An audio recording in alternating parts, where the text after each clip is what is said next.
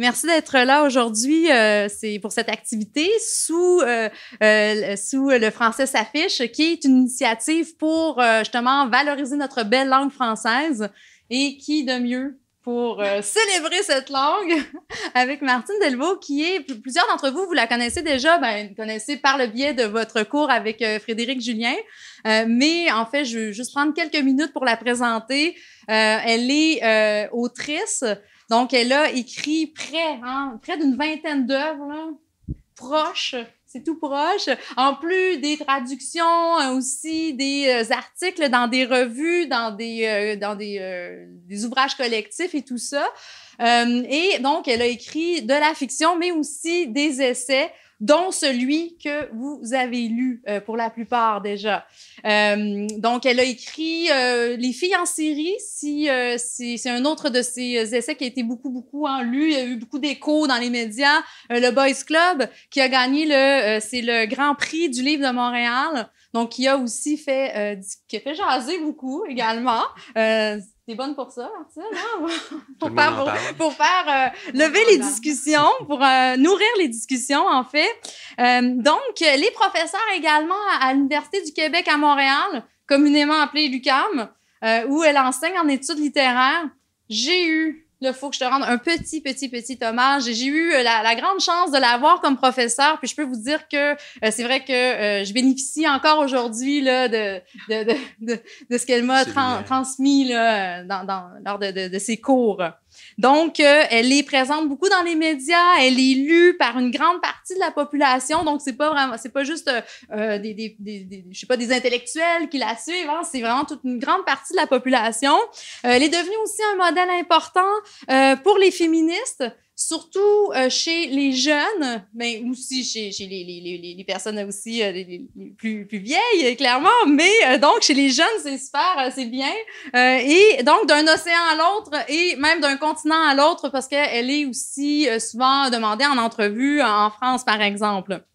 Donc, aujourd'hui, il est question de son essai « Pompière et pyromane », comme vous le savez, donc qui fait suite, en quelque sorte, à un essai qu'elle avait écrit 5 ans plus tôt, qui est « Le monde est à toi », qui était aussi une adresse à sa fille, un peu comme c'est le cas dans « Pompière et pyromane ». Et dans un monde, le monde est à toi, c'était vraiment davantage une lettre d'amour, comme ça l'est aussi dans Pompière et pyromane, mais qui était le prétexte davantage pour parler de féminisme, de ce que c'est que d'être une mère féministe. 5 ans plus tard, sa fille a 18 ans. Elle, vraiment, elle s'en fait pour la suite du monde. On la comprend tous et toutes. Et là, Martine Delvaux décide de justement d'écrire une autre adresse à sa fille. Et là, c'est vraiment, c'est au sujet de la responsabilité maintenant là d'avoir mis un enfant au monde, un monde qui est menacé de toutes parts. On ne l'ignore pas maintenant.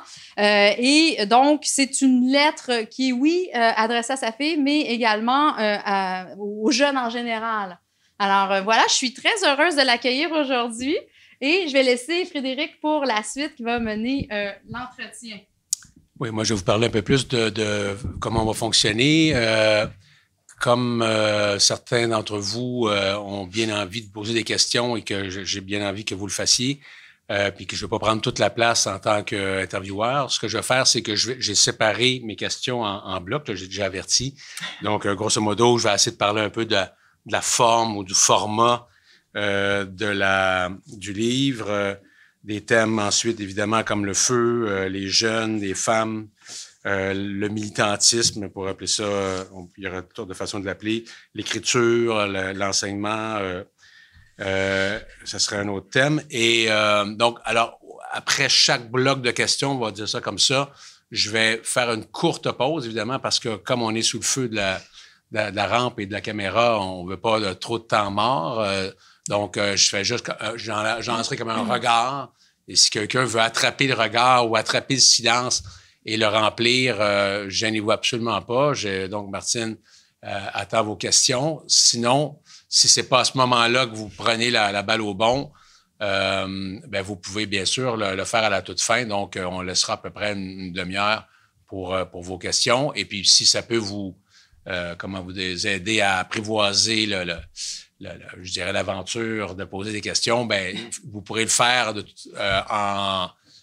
votre place. Il faudrait peut-être quand même, surtout pour les gens du fond, vous lever parce que ça doit être une salle relativement intime. On voudrait quand même bien vous entendre. On essaiera de répéter, soit Martine, soit moi, votre question pour que la caméra l'entende comme il faut. Mais sachez donc que vous êtes évidemment, encore une fois, bienvenue vous êtes bienvenue de poser des questions. Voilà, je pense que c'est comme ça. Puis j'ai fait exprès aussi, si ça peut vous rassurer, j'ai fait exprès pour garder certaines questions en réserve, genre « Ah oui, ça serait une bonne question, me semble, si j'étais étudiant. » C'est ça que je poserais comme question. Je les garde pour la fin si jamais vous ne les posez pas, mais là, je veux pas vous... En tout cas, je ne veux surtout pas vous couper l'herbe sous le pied. Moi, ce que je veux, c'est que Martine nous parle et nous entretienne, nous enrichisse notre lecture de cet ouvrage et sans transition aucune. Donc, je voulais commencer par la citation en exergue, une citation de Greta Thunberg. Donc, let's call the bullshit, disons-le tout de suite, hein, sans censure. Qu'est-ce que ça donne comme ton? Est-ce que ça annonce déjà quelque chose? Quel est le sens de cette citation que vous avez choisie? Bien, d'abord, allô. Enfin, je suis contente d'être devant vous. Je ne vous vois pas tous, mais bon, éventuellement, peut-être que je me lèverai pour vous voir mieux. Merci d'être là. Merci d'avoir lu ce livre que j'ai écrit pour vous. En fait, ma fille, à l'époque, avait 18 ans. Là, elle en a 20. Bon, c'est à peu près de votre âge. Et je l'ai beaucoup vu, ma fille, militer pour la cause environnementale, mais j'ai aussi beaucoup vu éco-anxieuse, elle et ses proches. J'avais fait des entrevues avec des jeunes qui militaient aussi, surtout des femmes, des jeunes femmes d'ailleurs. Il y avait entre 13 et 18 ans. Ça a été publié dans la Gazette des femmes. Si vous voulez aller lire comment elles parlent, c'est pas moi qui parle, c'est vraiment ces filles-là qui racontent pourquoi elles militent. Et donc, le livre est venu de là, est venu de ce besoin de faire écho, si on veut, à ce qui tourmente ma fille et à ce qui tourmente les jeunes de son âge. Et le « Let's call their bullshit », ben, Greta Thunberg, c'est l'égérie du mouvement environnemental. Elle n'est pas la seule. Hein, dans le livre, je fais référence à d'autres jeunes femmes, et c'est beaucoup des jeunes femmes qui sont à l'avant-plan de cette lutte. Mais Thunberg est devenue la tête d'affiche. Je trouve qu'elle l'incarne avec humilité, malgré toute l'attention qu'on lui donne. Et ce que j'aime chez elle, c'est le front qu'elle a tout le tour de la tête, de dire les choses simplement, clairement, vertement et sans jamais calmer le feu intérieur qui est le sien. On a beaucoup dit que Greta Thunberg était si forte à cause de son autisme. Vous avez dit, elle est neurodivergente, donc on a beaucoup mis ça sur le compte de sa neurodivergence, mais il reste qu'elle a un courage incroyable. Elle fait face à des hommes, pour la plupart, des hommes de pouvoir. Et c'est eux dont elle dit let's call their bullshit. On va leur dire leur cas de vérité. Si on veut en français, on le dirait comme ça. Donc, ça donne le ton du livre, j'espère, mais c'est aussi une marque de reconnaissance. Je pense à l'endroit de Thunberg, mais comme une espèce de métonymie pour toutes celles qui luttent pour la crise environnementale. Donc, si je comprends bien, Greta Thunberg et toutes les femmes que vous nommez d'ailleurs dans votre livre, parce que tu sais qu'il y en a, on a même, j'ai même montré à mes étudiants le fameux discours d'Emma Gonzalez, je ne sais pas si vous voyez un peu, là, qui est absolument extraordinaire, à mon avis très émouvant. On voit son courage. Juste faire silence pendant 6 minutes, c'est quand même déjà quelque chose que peu de gens ont expérimenté. Donc, est-ce que ces militantes-là, c'est pour vous des pompières et des pyromanes? Pouvez-vous nous expliquer un petit peu cette espèce d'oxymore qui est déjà en soi un beau sujet de discussion? Bien, l'origine du titre, c'est, comme Julie faisait référence, je suscite moins maintenant parce que là, je me suis un peu calmée sur les réseaux sociaux puis dans les médias. Là, j'ai comme fait une petite pause. Mais à l'époque où j'étais très dans les lettres d'opinion, dans les journaux, très active sur Facebook, entre autres, parce que là, je suis plus sur Instagram. Là, Facebook, j'ai un peu délaissé. Je me faisais beaucoup harponner, beaucoup insulter. Les journaux de droite avaient bien du fun à s'attaquer à moi. Et dans le fil d'une conversation sur laquelle j'étais tombée sur Facebook, quelqu'un, un homme, mais que je ne connaissais pas, a écrit « Martine Delvaux me fait penser à une pompière pyromane ». Il faisait référence à mon féminisme. Donc, pompière pyromane, du genre « j'allume un feu pour pouvoir aller l'éteindre ». Hein, ça serait ça, le pompier pyromane. Donc, j'en parle dans le livre, la figure du pompier pyromane, parce qu'en général, ce sont des jeunes hommes blancs qui sont reconnus comme pompiers pyromanes, et c'est une sorte de maladie ou d'état, c'est un crime, hein, évidemment, être pompier pyromane, mais c'est aussi un état mental qui peut être lié à de l'agression sexuelle, dans certains cas. Et ces hommes-là, pour nommer... Ah oui, c'est ça. Excellent. Ouais. La pyromanie devient une manière d'exprimer une forme de souffrance. Mais dans mon cas, c'était une accusation. C'est-à-dire qu'on m'accusait, moi, féministe, et je l'ai entendu sur un plateau de télé en France. Ça a été envoyé à une journaliste féministe qui s'appelle Titiou Lecoq. Un homme disait oh, les féministes, vous êtes juste des pompières pyromanes, enfin, des pompiers pyromanes. Il ne l'avait même pas féminisé.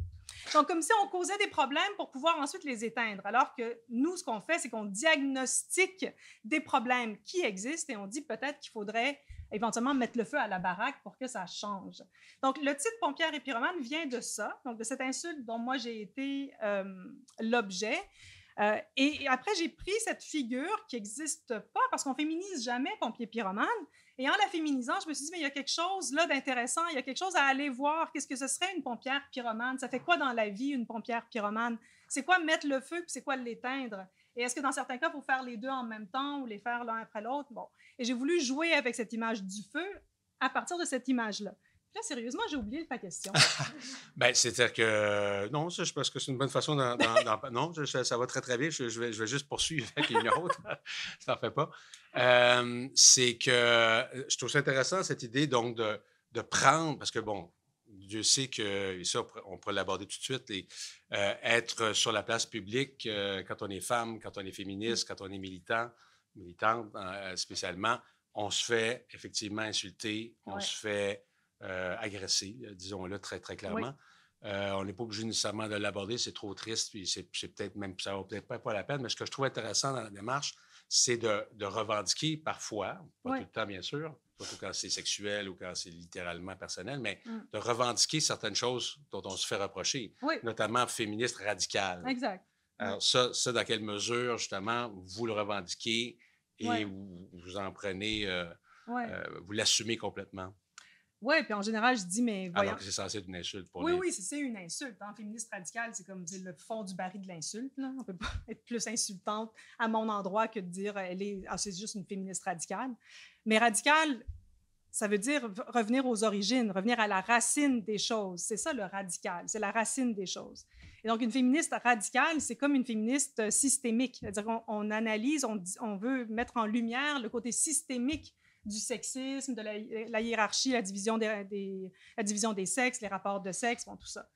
Donc, quand on dit féministe radicale, pour moi, c'est, je suis absolument une féministe radicale. C'est quasiment, je l'inverse, puis je dis, oui, c'est une qualité. Mais encore, ça pourrait être tellement pire. C'est quand on nous dit, vous êtes une féministe radicale, c'est nous accuser de gestes violents, de pratiques qui n'ont pas d'allure, et puis alors qu'on est là, puis on est fine, on parle, on est calme, on lève rarement le ton malgré tout. On n'est justement pas en train de mettre le feu aux institutions, alors que les institutions méritent qu'on mette le feu. Fait qu'à chaque fois, je dis, oui, féministe radicale, mais vous n'avez rien vu. Si on était vraiment radical, mais vraiment, si on allait au bout du feu qui nous anime, ce serait tellement plus grave. On en mettrait des bombes. On serait beaucoup plus intolérante. On peut imaginer, si on joue avec cette idée de la radicalité, ça peut aller très loin. Mais les femmes ne le font pas. C'est pour ça qu'on dit que le féminisme n'a jamais tué personne. Même des radicales comme celles que je décris dans Pompières et pyromanes, les suffragettes, elles ont quand même jamais tué personne. Elles mettaient des bombes dans des boîtes postales, elles se déguisaient en hommes. Mon Dieu, c'est gravissime. Elles se travestissaient pour essayer de passer. Elles essayaient de se faire une place au Parlement. Elles voulaient le droit de vote. Mais malgré tout, elles n'ont pas posé de gestes extrêmement dangereux. Elles n'ont pas mis de vie en péril, alors que les hommes, quotidiennement, mettent la vie des femmes en péril. Donc, voilà, ça, c'est la limite de la notion de radicalité. Oui, on l'est, mais on pourrait l'être tellement plus. Est-ce que c'est du même ordre que la notion de sorcière? Parce que je sais qu'il y a beaucoup de femmes, féministes probablement, qui se revendiquent comme sorcières, alors que vous allez jusqu'à dire que les sorcières n'existent pas, mais en même temps, vous mettez une citation de Margaret Atwood, qui elle Ouais, je ne l'étais pas, mais je le suis devenue. ouais, c'est ça. Ouais. Est-ce que ce serait du même ordre? Puis en plus, on pourrait Peut-être, aller oui. vers Jeanne d'Arc aussi, parce que là, Jeanne d'Arc, on l'accuse quand même, parce que vous Ouais. en faites une de vos héroïnes, en tout cas une de vos figures. Une des figures, oui. Une des figures, en tout cas, de militante, déjà. Ouais, Puis ouais, bon, ouais. mais Ouais. dans quelle mesure, elle a quand même été accusée d'être sorcière et brûlée Complet. pour ça. Ouais. Comment on peut revendiquer d'être sorcière en même temps? Ben, c'est une figure qu'on a vue. Bon, la sorcière, elle est ressurgie dans les dernières années, entre autres à cause du livre de Mona Chollet, là, qui est cette journaliste qui a repris la figure des sorcières, qui l'a un peu remise à l'ordre du jour, alors qu'on ne parlait plus ben des sorcières. Mais en fait, c'est la théoricienne Silvia Federici. Écrivez ça, là. Federici. C'est elle qu'il faut lire sur les sorcières. Elle est brillantissime. Donc, si vous êtes le moindrement anticapitaliste, il faut lire Silvia Federici puis voir comment elle reprend la figure des sorcières, elle retourne au Moyen-Âge, puis elle voit quel rôle les sorcières ont joué et comment on a voulu les faire taire parce que justement, elles s'opposaient au capitalisme, elles s'opposaient au patriarcat qui était lié au capitalisme. C'est ça qu'il faut comprendre. Fait que la sorcière, c'est pas la sorcière de Disney, c'est pas la sorcière avec le chaudron, c'est même pas la sorcière un peu witchcraft, truc un peu bizarroïde, là, spirituel, machin. C'est pas ça, c'est la sorcière politique. Les sorcières, c'était des femmes, des regroupements de femmes, souvent des femmes plus âgées, souvent des veuves, des femmes qui n'avaient pas de lieu où aller. Elles se retrouvaient, par exemple, dans les tavernes et elles, un peu comme vos profs en ce moment qui négocient, elles avaient des guildes et elles se regroupaient, puis elles parlaient de droits pour travailler, des droits d'accès à des terrains qui étaient libres de propriété, alors qu'au moment du capitalisme, ben là, il y a des seigneurs qui deviennent propriétaires de ces terrains et qui empêchent les gens de faire pousser de la laitue dans n'importe quel terrain. Vous voyez ce que je veux dire? Cette propriété privée qui naît avec la naissance du capitalisme, c'est contre ça que les sorcières se dressent. Donc aujourd'hui, on se dresserait comme sorcière contre la CAQ qui veut privatiser les écoles, qui veut privatiser la santé. C'est ça la sorcière. Donc c'est cette sorcière-là qui m'intéresse. Et c'est elle qui a été mise sur le bûcher. Il faut se souvenir que c'est ce geste-là qui est interdit. C'est elle qu'on met en flamme parce qu'elle, au fond, elle se bat pour la collectivité. Okay? C'est ça qu'il faut, à mon sens, garder en tête. Probablement aussi, parce qu'il y avait l'émergence des médecins aussi, puis elle faisait concurrence complet, aussi en plus, elles étaient, oui, elles faisaient de l'herboristerie, elles soignaient les femmes, elles étaient sages-femmes. Il faut lire, Silvia Federici, elle revient aussi à l'origine du mot commérage. Très intéressant. Vous savez comment on dit que les femmes sont des commères? On le dit encore aujourd'hui, les femmes qui placotent, ça papote. Gossip Girl, hein, c'est comme la série Gossip Girl, mais gossip, à l'origine, ça voulait dire la sage-femme et ça voulait dire l'amie. Et c'est devenu négatif, c'est devenu une faute, c'est devenu quelque chose qu'on critique. Donc la commère, c'était la co-mère, c'était la copine, c'était l'amie. Et le mot a été perverti. Mais les commères étaient des sorcières. Donc, c'est tout lié. C'est-à-dire qu'on a voulu faire taire les femmes.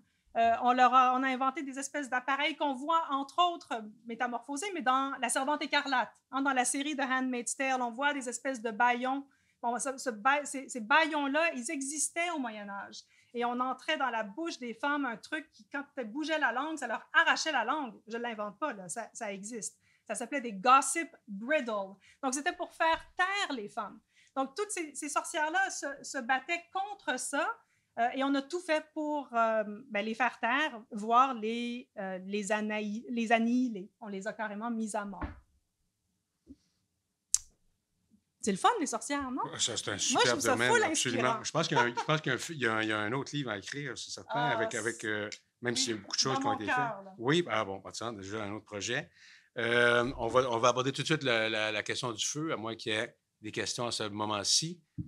Donc, le regard dont je vous ai parlé. Alors, parce que le feu, on tourne autour depuis tantôt, là, puis ça brûle, ça me brûle d'en parler, en tout cas.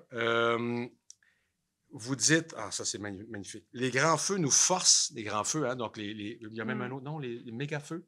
Oui, les méga-feux. Hein? Ouais. Moi, je ne connaissais même pas ça. Donc, ce qui a enflammé la Californie, l'Australie, etc., puis probablement bien des pays dont on ne parle pas.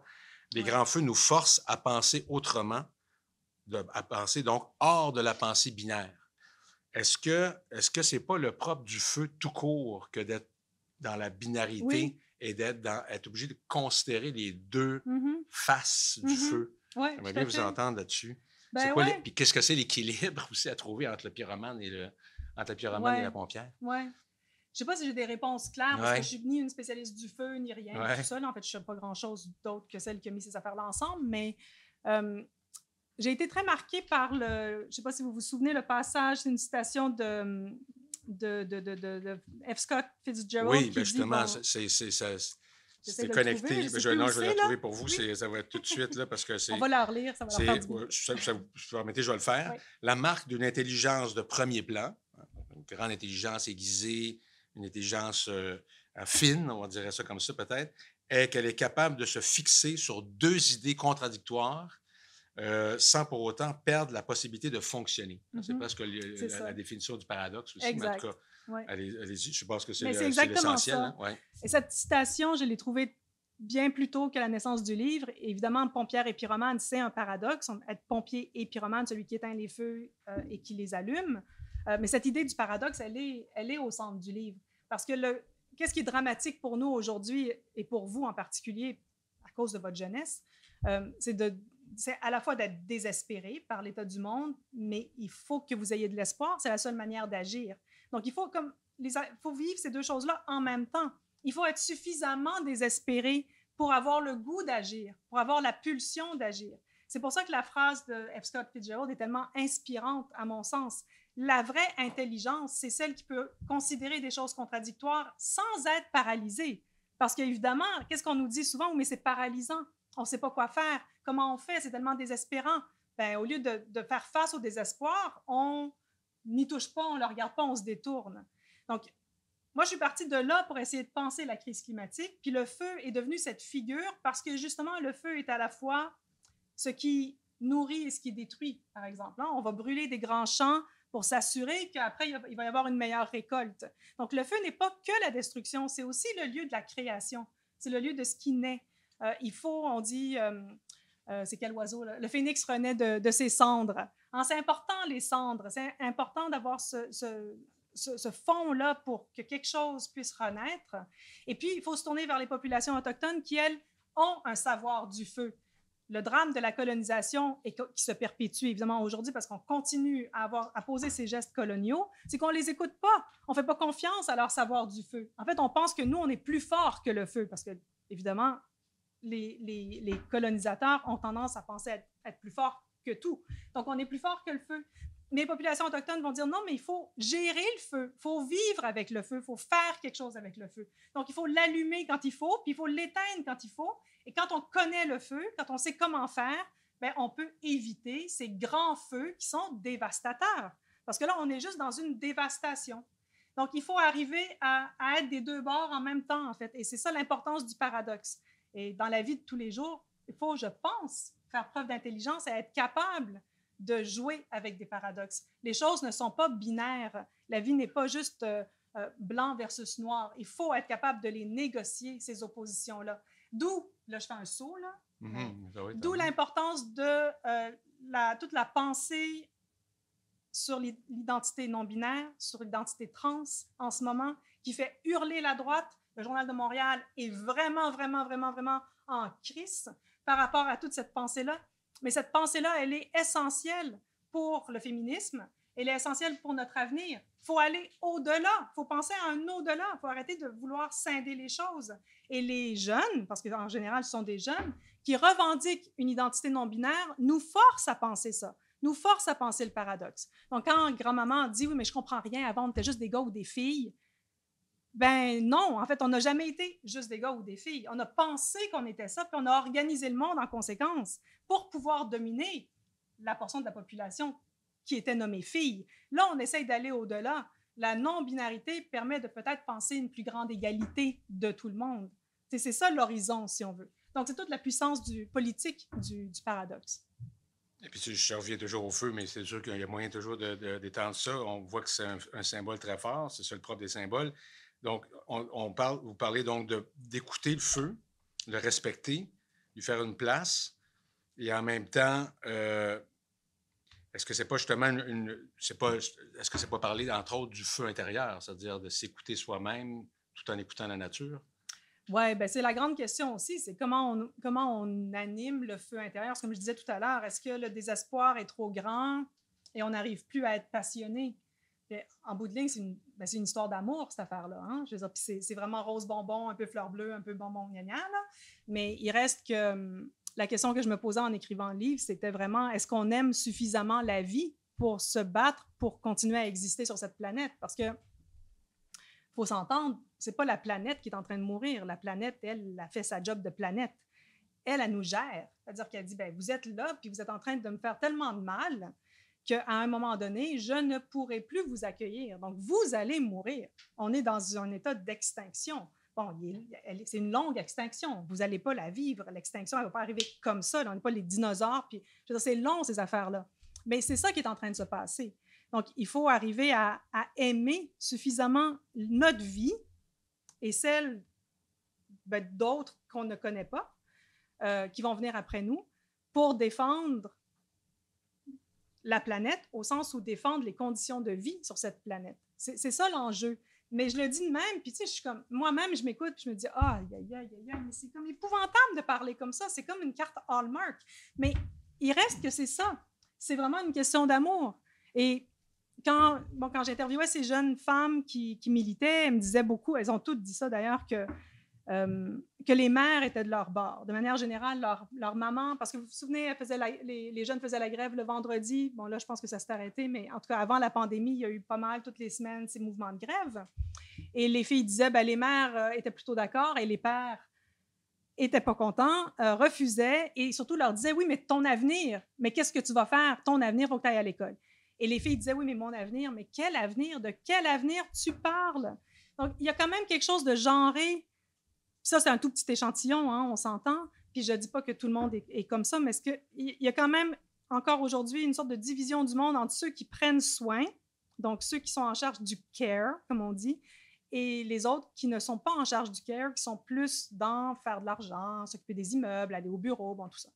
Et si tout le monde était en charge du soin, bien là, on serait peut-être dans un mouvement de vie, puis un mouvement d'amour envers les humains, envers la planète, envers les animaux, envers les végétaux, envers les minéraux, envers tout ce qui constitue notre monde dans lequel on vit. Et cette question du soin, elle est importante. Elle est encore aujourd'hui qualifiée elle est plus féminine. Il y a un plus grand nombre d'infirmières. On sait tout ça, puis on sait combien la pandémie a cogné sur le clou aussi de cette affaire-là. Mais le livre, il ne le dit pas si clairement, mais je pense qu'il l'effleure, puis il laisse entendre que le soin, c'est quelque chose qui doit être partagé par tout le monde. Il faut arrêter de le genrer, parce que tant qu'on va le genrer, on n'y arrivera pas. Parce que c'est toujours les gens dominés, les gens qui ont moins de pouvoir, qui vont prendre en charge le soin, et donc ils vont être en charge de la reproduction sociale, mais qui ne seront jamais dans les organes de pouvoir. Donc, ils n'auront pas les cordons de la bourse, si on veut. Ouais, cela dit, je pense qu'avec la pandémie, j'espère qu'on s'est rendu compte de l'importance de ceux qui prenaient soin. Là. J'espère, mais on est vite dans le retour en arrière. C'est ça le problème. C'est une chose de le dire, puis c'est autre chose de le respecter. Oui, puis de le dire quand on en a besoin. Exact. Parce que là, vraiment, on est dans une situation de vie ou de mort. Et que tout d'un coup, quand les choses redeviennent comme avant, ben les vieux plis, on les oublie pas. Quand vient le temps de négocier des salaires, exact. Entre autres, c'est ça. Ben oui, d'où l'importance de la négociation de vos profs. Hein? Et des infirmières et la fonction publique. La fonction publique en général. Oui, bien, ça m'amène tout de suite, puis j'imagine que le feu, c'est un peu ça aussi. Autant, donc, les dédicaces parlent d'amour, ne serait-ce qu'à l'égard de votre propre fille. Autant, donc, la préface se termine par « Que peut l'amour? Mon amour devant la fin du monde ». Autant, donc, le dernier fragment, c'est encore à propos d'amour. Est-ce que, c'est une double question, est-ce que c'est ça, le feu? Puis est-ce que ce feu-là, à l'intérieur, comment l'amour peut fonctionner en même temps que la colère? Parce que vous revendiquez beaucoup la colère, puis ça a l'air d'être un moteur, ça aussi. Comment on fait pour être dans l'amour et en même temps travailler avec la colère? Bien, je pense pas qu'ils sont contradictoires. En tout cas, je pense que si peut-être que c'est contradictoire, mais moi, je les mets ensemble. Je pense qu'on aime passionnément. On le voit mieux quand il est question de passion amoureuse, romantique, avec des schèmes un peu à la Roméo et Juliette. Là, tout d'un coup, on voit un peu la passion amoureuse, moi, je la tire vers la parentalité. Je pense qu'on aime passionnément nos enfants. On doit aimer passionnément les enfants, qu'on en ait ou pas d'ailleurs. Hein. Il faut comme être dans cet amour-là. Je pense que le feu, c'est l'amour, ouais. C'est comme si c'était le dénominateur commun de tout. C'est une fois que j'ai fait tout le bilan, une fois que j'avais tous mes morceaux, qu'est-ce qui restait, qu'est-ce qui était pareil partout, ben, c'est l'amour. C'est la seule chose à laquelle je peux m'en tenir. Et je pense que la colère, en tout cas ma colère comme féministe, elle puis je le dis, c'est très, très anecdotique, ça me concerne moi, mais elle est allée en grandissant avec l'arrivée de ma fille.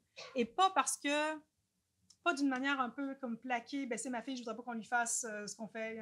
C'était pas ça. C'est plus informe que ça, c'est plus intuitif que ça.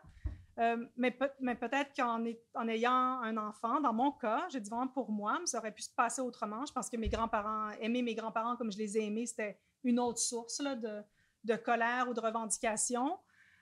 Mais aimer peut être le point d'ancrage de la militance, de l'engagement politique. D'ailleurs, je pense que ça devrait être le point d'ancrage de la militance. Je pense que, comme Alberoni l'indique, les mouvements militants naissent d'un même affect que les grands moments amoureux, les grandes déclarations d'amour. On aime une cause, on aime un pays, on aime une salle de classe, on aime nos proches.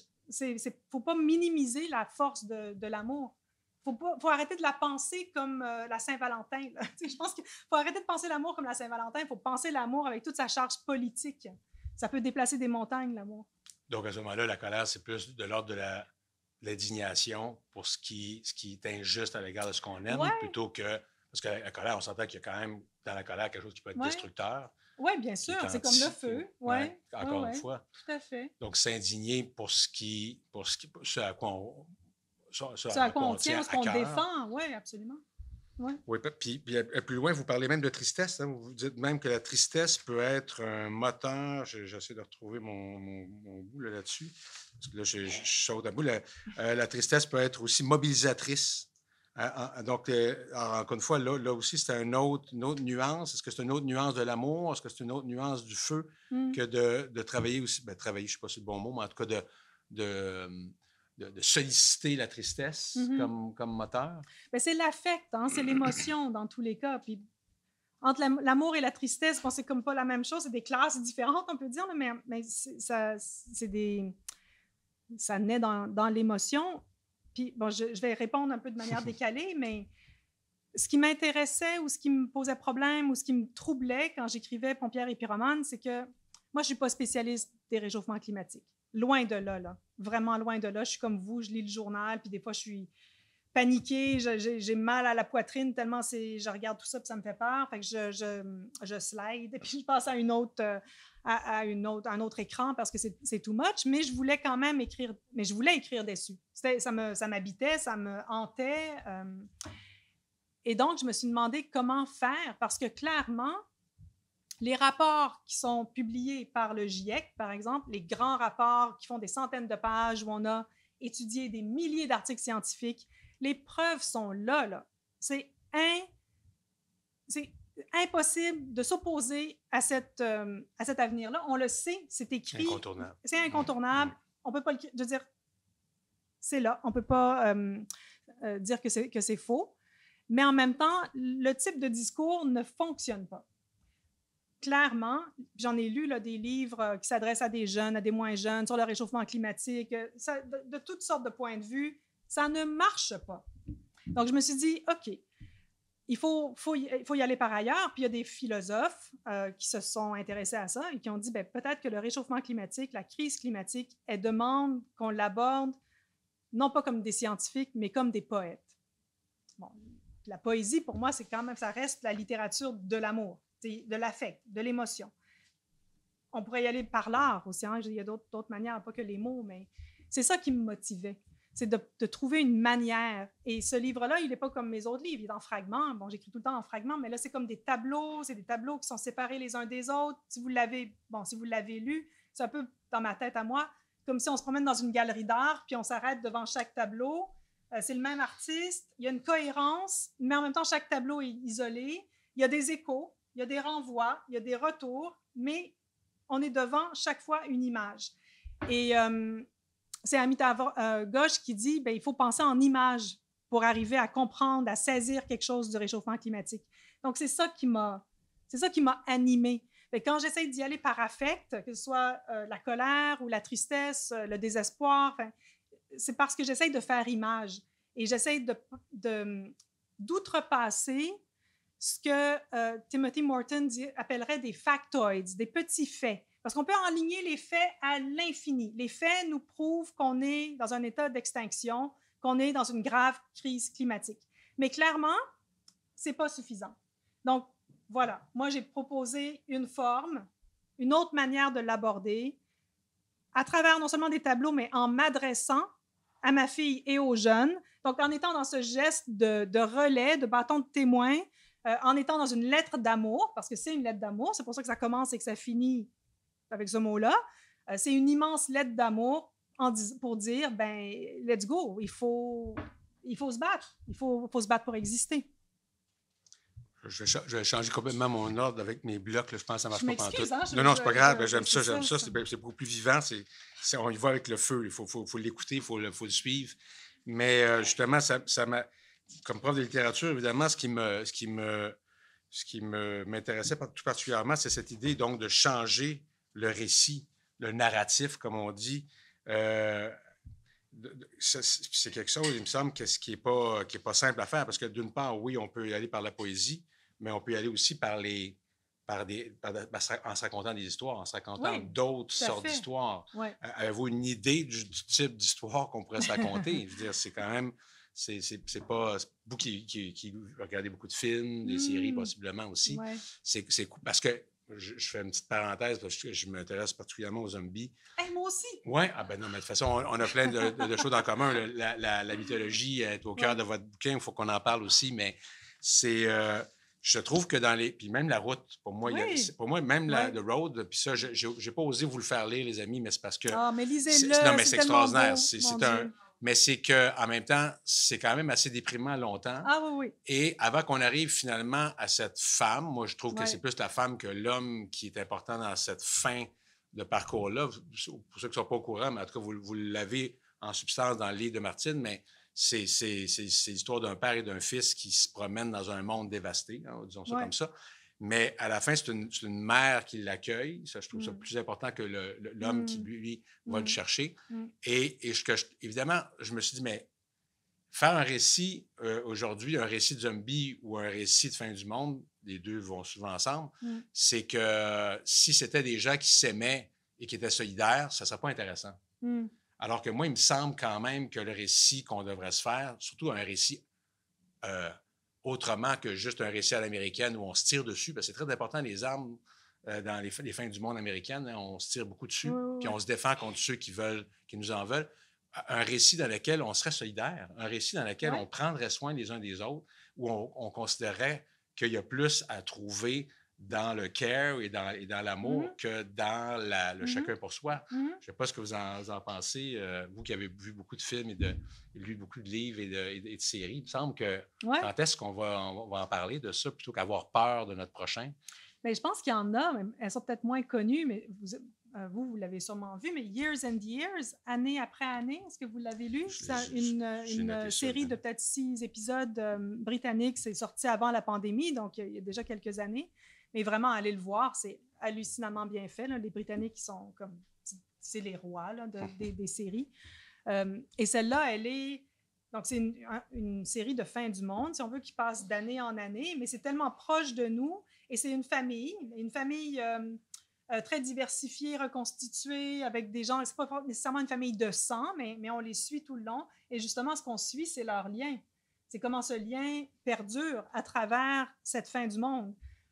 Et il y a une scène magnifique, à la fin, avec un feu, justement, un feu de camp. C'est vraiment une des meilleures séries que j'ai vues qui veut penser la fin du monde. Il annonce une nouvelle série aussi, Extrapolations. Je me demande s'il n'y aura pas quelque chose de cet ordre-là dans cette série-là. Mais là, c'est la question que je me posais aussi en écrivant Pompière et Pyromane. Bon, La route de Cormac McCarthy, j'adore. C'est vraiment un de mes romans phares que j'ai lu et relu. Mais en le relisant pour Pompière et Pyromane, tout d'un coup, je me suis rendu compte, j'ai mesuré Puis c'est un livre que Cormac McCarthy, qui était déjà très âgé quand il a eu son fils, écrit pour son fils. Donc, c'est une sorte de lettre d'amour, hein? C'est une sorte de legs avant la mort. Il reste que c'est une histoire de gars. Et je m'étais dit au départ, ce que je voulais écrire, c'était La Route, mais version femme. Je m'étais dit, mais je vais écrire un roman, puis le roman, ça va être une mère et sa fille sur la route, comme dans Cormac McCarthy, mais là, c'est des femmes. Et c'est très compliqué de penser ça avec des femmes, alors qu'autour, il y a toutes ces menaces de viol, et il y a plein de facteurs qui deviennent compliqués, alors que c'est peut-être pas présent quand il s'agit d'un homme et d'une femme, et de deux hommes. Et là, en le relisant, toute cette affaire du feu m'est apparue, puis je me disais, mais c'est quand même fou qu'on ait du mal à trouver des récits apocalyptiques où les femmes sont mises au centre et ne sont pas celles qu'on doit sauver. Parce que souvent, c'est ça. Hein, c'est le père qui va sauver la fille, qui va la ramener à sa mère. On est tout dans les mêmes trucs de héros solaires, là. Et moi, j'aimerais bien penser un récit apocalyptique qui mettrait les femmes au milieu. Mais là, si on aime les zombies, on écoute Last of Us. Est-ce que vous écrivez? Oui, j'ai commencé, oui? Mais je ne suis pas encore enthousiaste, mais oui. Ah oui?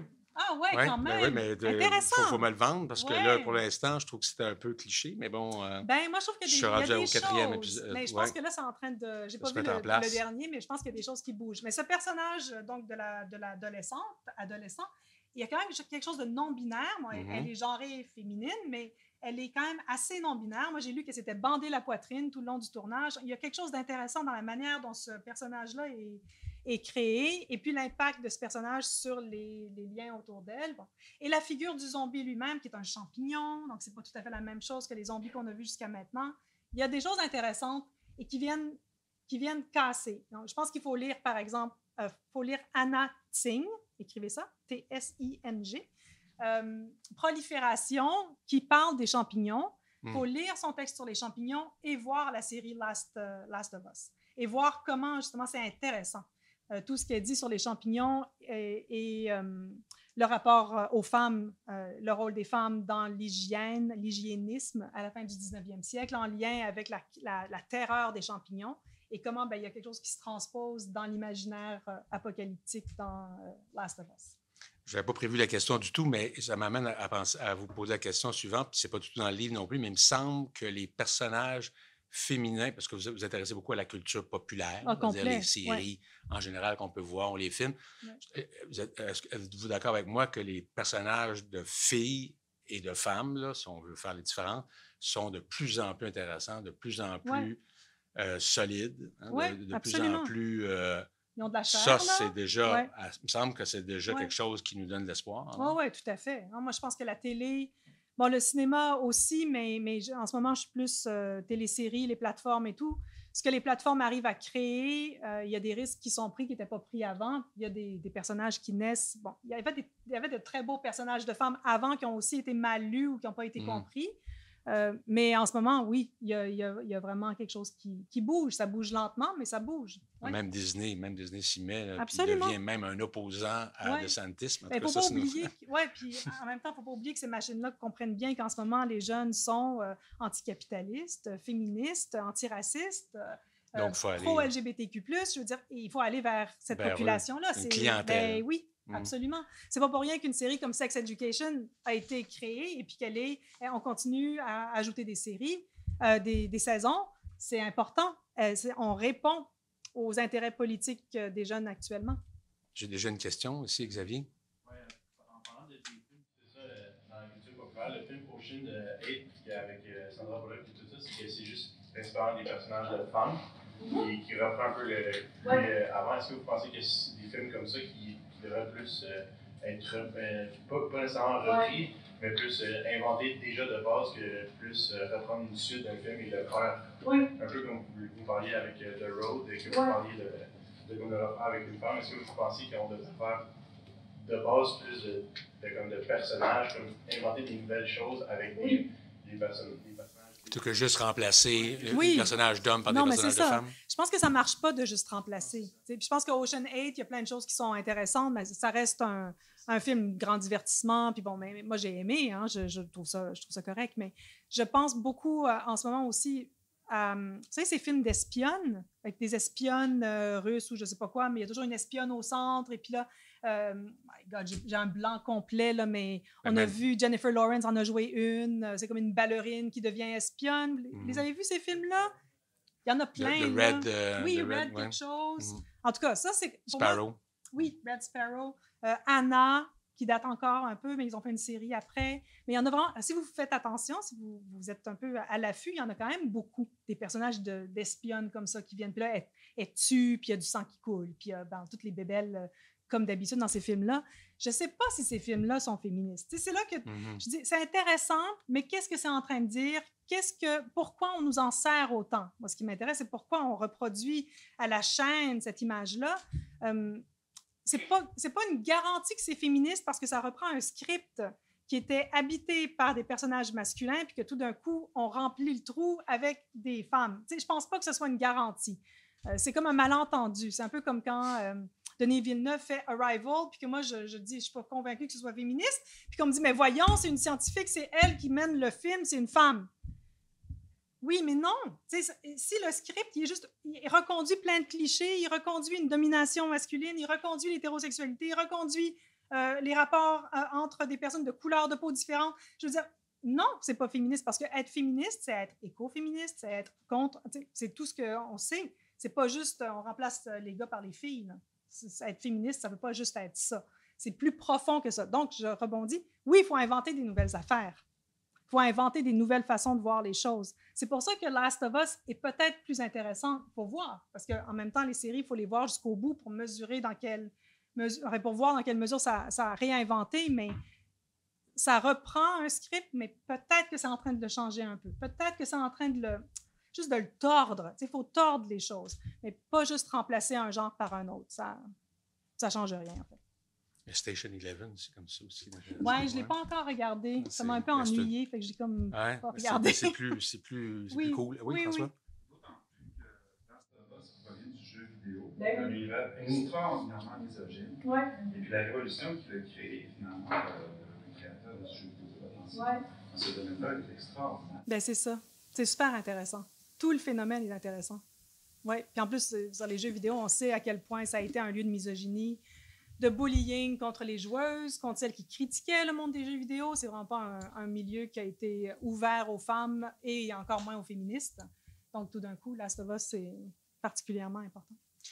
Ça m'amène justement à vous poser la question. Vous abordez dans le film, dans le livre, un film qui s'appelle Burning Bed. Oui, mon Dieu. On parle quand même d'un film qui a quand même quelques années, hein, mais dont 75 millions de personnes qui l'avaient vu à sa sortie, ce qui n'est pas rien. Est-ce que justement, vous pensez qu'un film, une série peut, ou même des phénomènes romanesques, mettons Harry Potter et compagnie, peuvent changer les attitudes d'une société? Ici, on parlait de la violence conjugale qui, tout d'un coup, est-ce que concrètement, on a étudié ce film-là et on a vu qu'il y avait eu un impact énorme. Oui, je le raconte dans le livre. Puis Burning Bed, c'est Farrah Fawcett. Bon, vous, ça ne vous dira rien. Moi, j'avais une affiche sur mon mur quand même de Farrah Fawcett. C'était mon idole.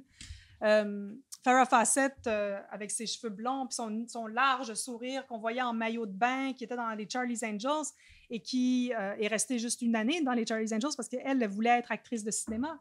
Et c'est un des films qu'elle a fait qu'on oublie. Personne connaît ce film. Moi, on me l'avait montré à l'école secondaire. Quand même, j'étais full traumatisée.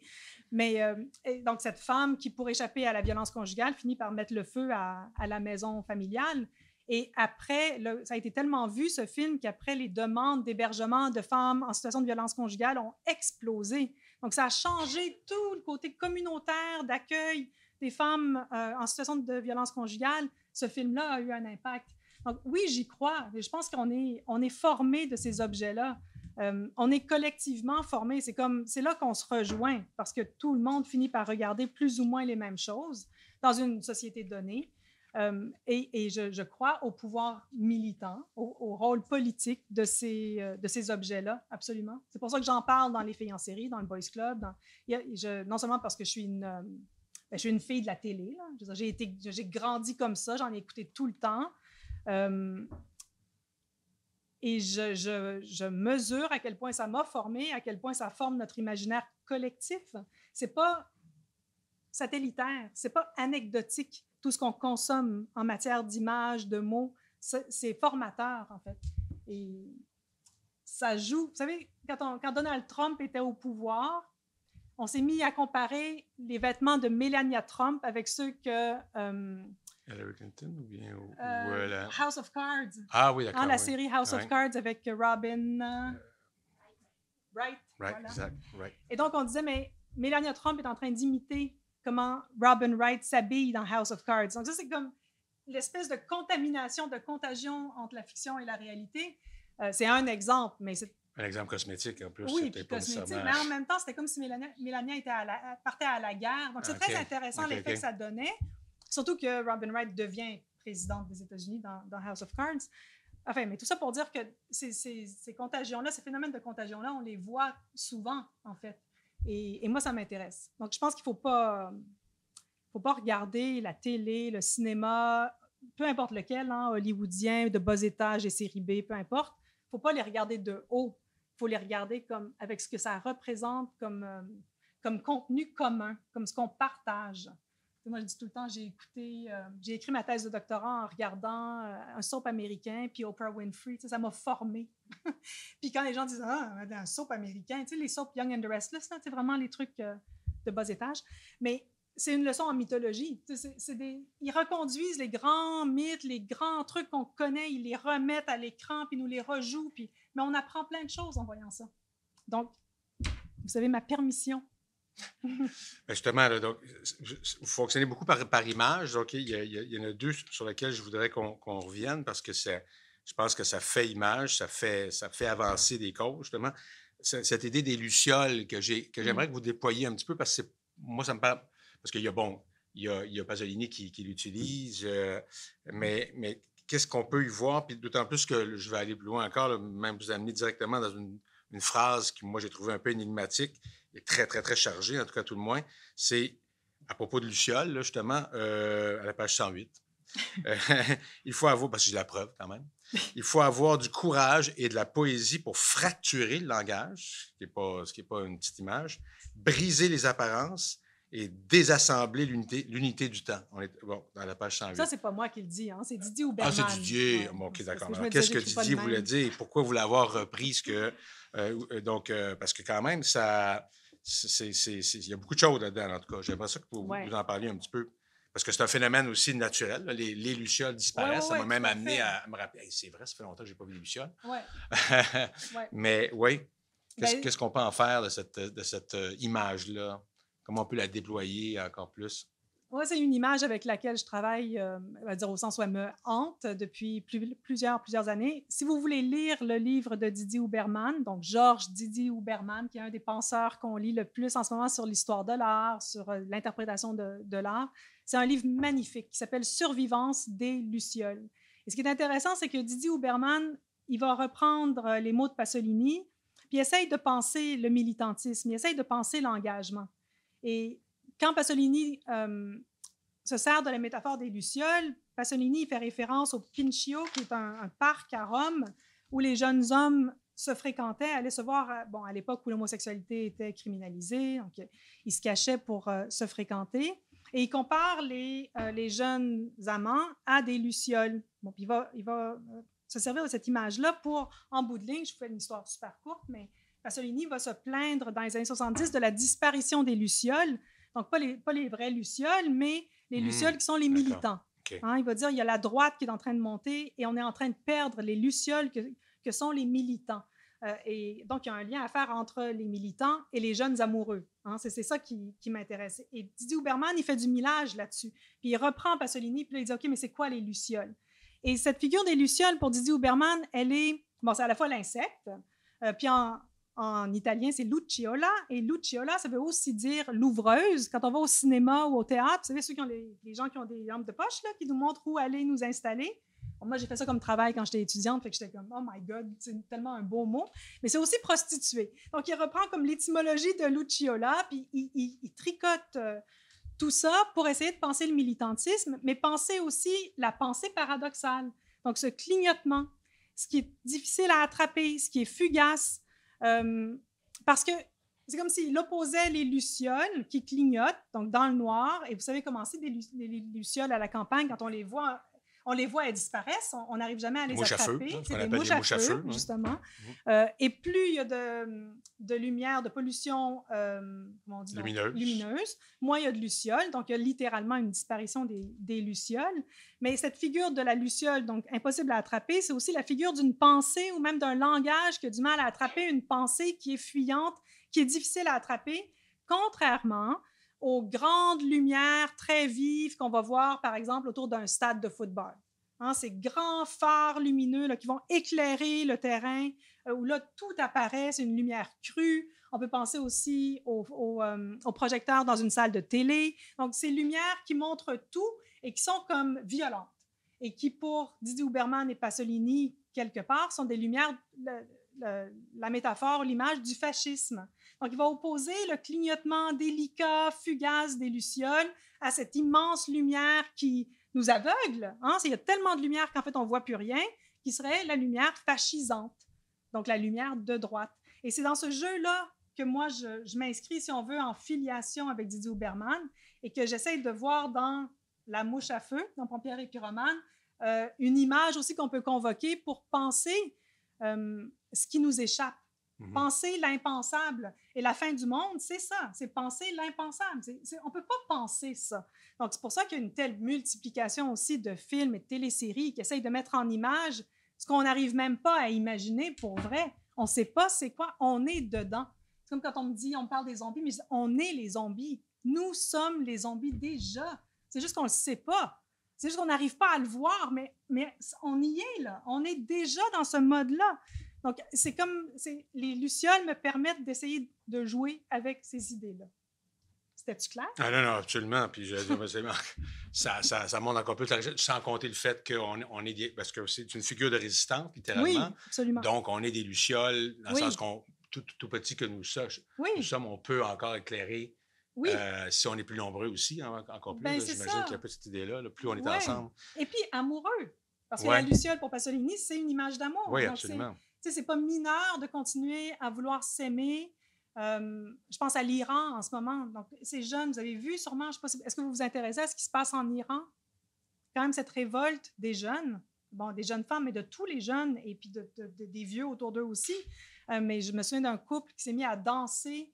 Donc, la jeune femme sans voile, et ils ont dansé sur la place, et puis évidemment, ils ont été arrêtés, puis évidemment, ils ont été emprisonnés. Mais tous ces gestes qui sont posés par tous ces jeunes, si ça vous intéresse, il y a des pages Instagram qui s'appellent We Are Iranian Students, par exemple, et on voit tous les gestes de révolte, mais c'est des gestes de lucioles, ce n'est pas des tanks. Là. On n'est pas en train d'envoyer des tanks à Téhéran pour... c'est pas ça qui se passe. Et ces jeunes qui sont dans un état de fragilité. Qu'est-ce que c'est la luciole? C'est aussi un insecte extrêmement fragile. Les gestes des militants, en général, sont extrêmement fragiles. Ils mettent en péril leur corps.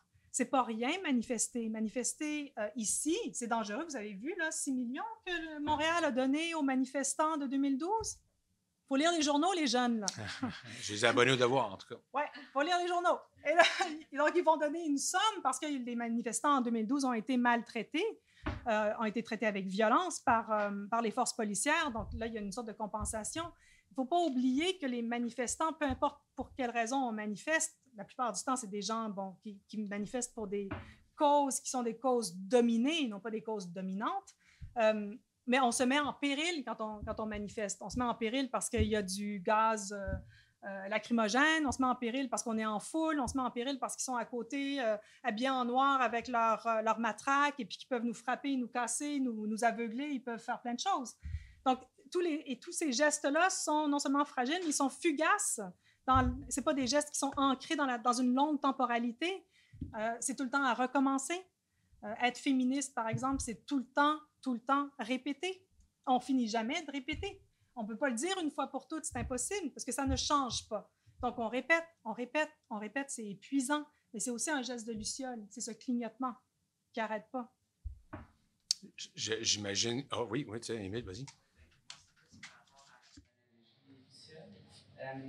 Est-ce que vous pensez qu'on est toujours dans une période d'extinction des lucioles ou que présentement, dans le climat actuel, on est dans un état de résurgence qui est Vous voulez dire des vraies lucioles, là? Non. Non. De la métaphore, là, oui. Mais je pense qu'on est dans une résurgence. Je pense qu'il n'y a jamais de disparition des Lucioles. Je pense qu'il y a tout le temps des militants.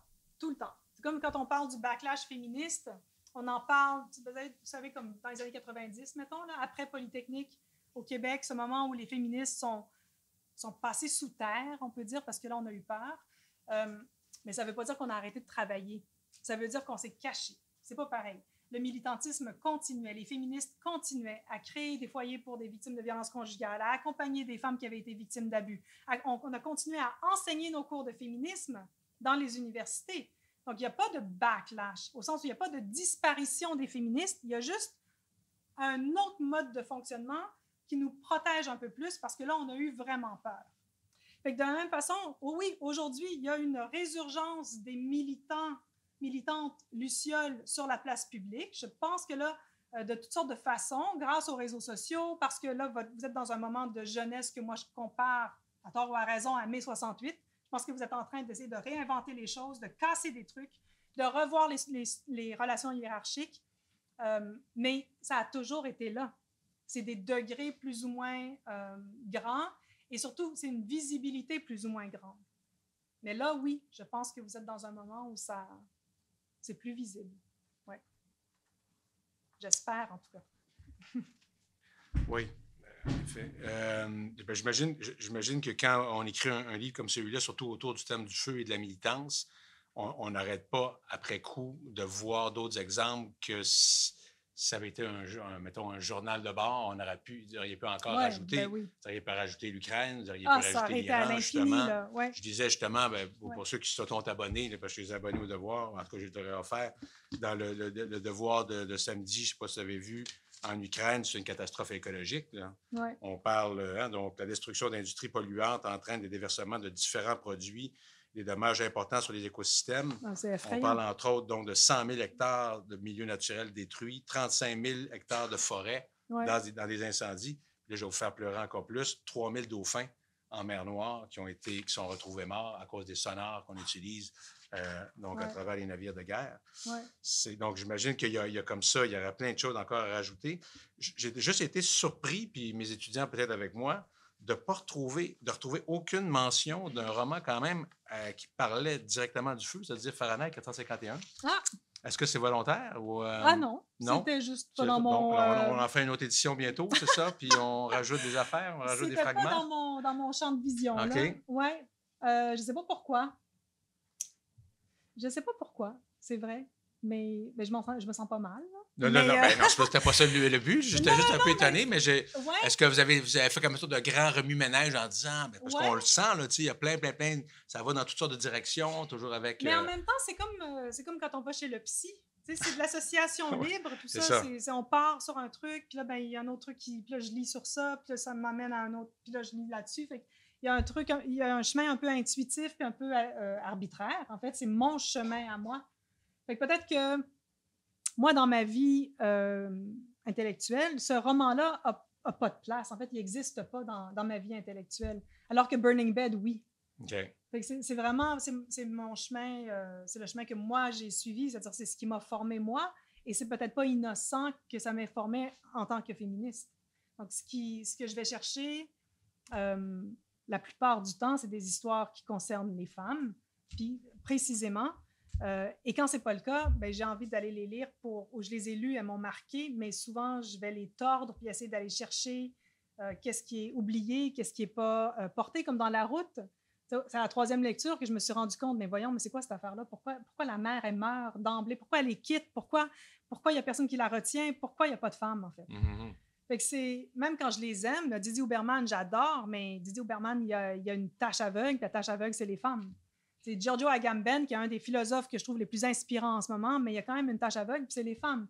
Fait que tout le temps, ce qui m'intéresse, c'est pas de ne pas lire, mais c'est d'aller chercher puis de toujours essayer de voir où sommes-nous là-dedans?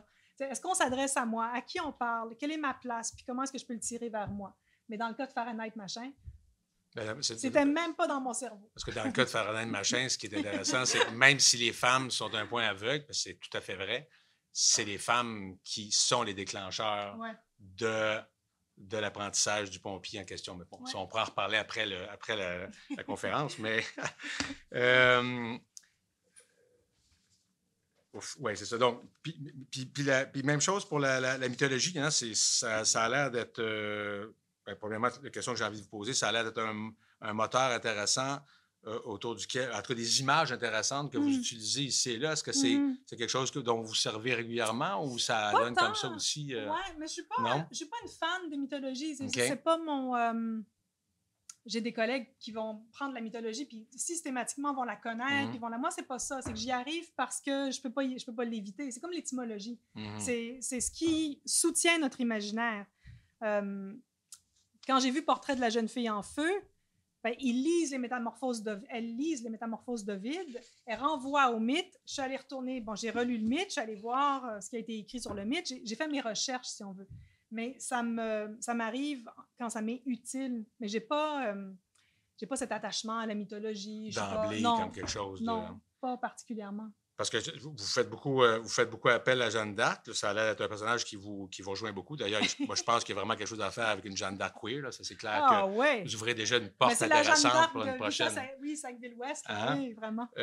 Mais en même temps, c'est comme Antigone est un petit peu balayée assez rapidement. Je suis un peu tannée d'Antigone. Oui, OK. Ouais.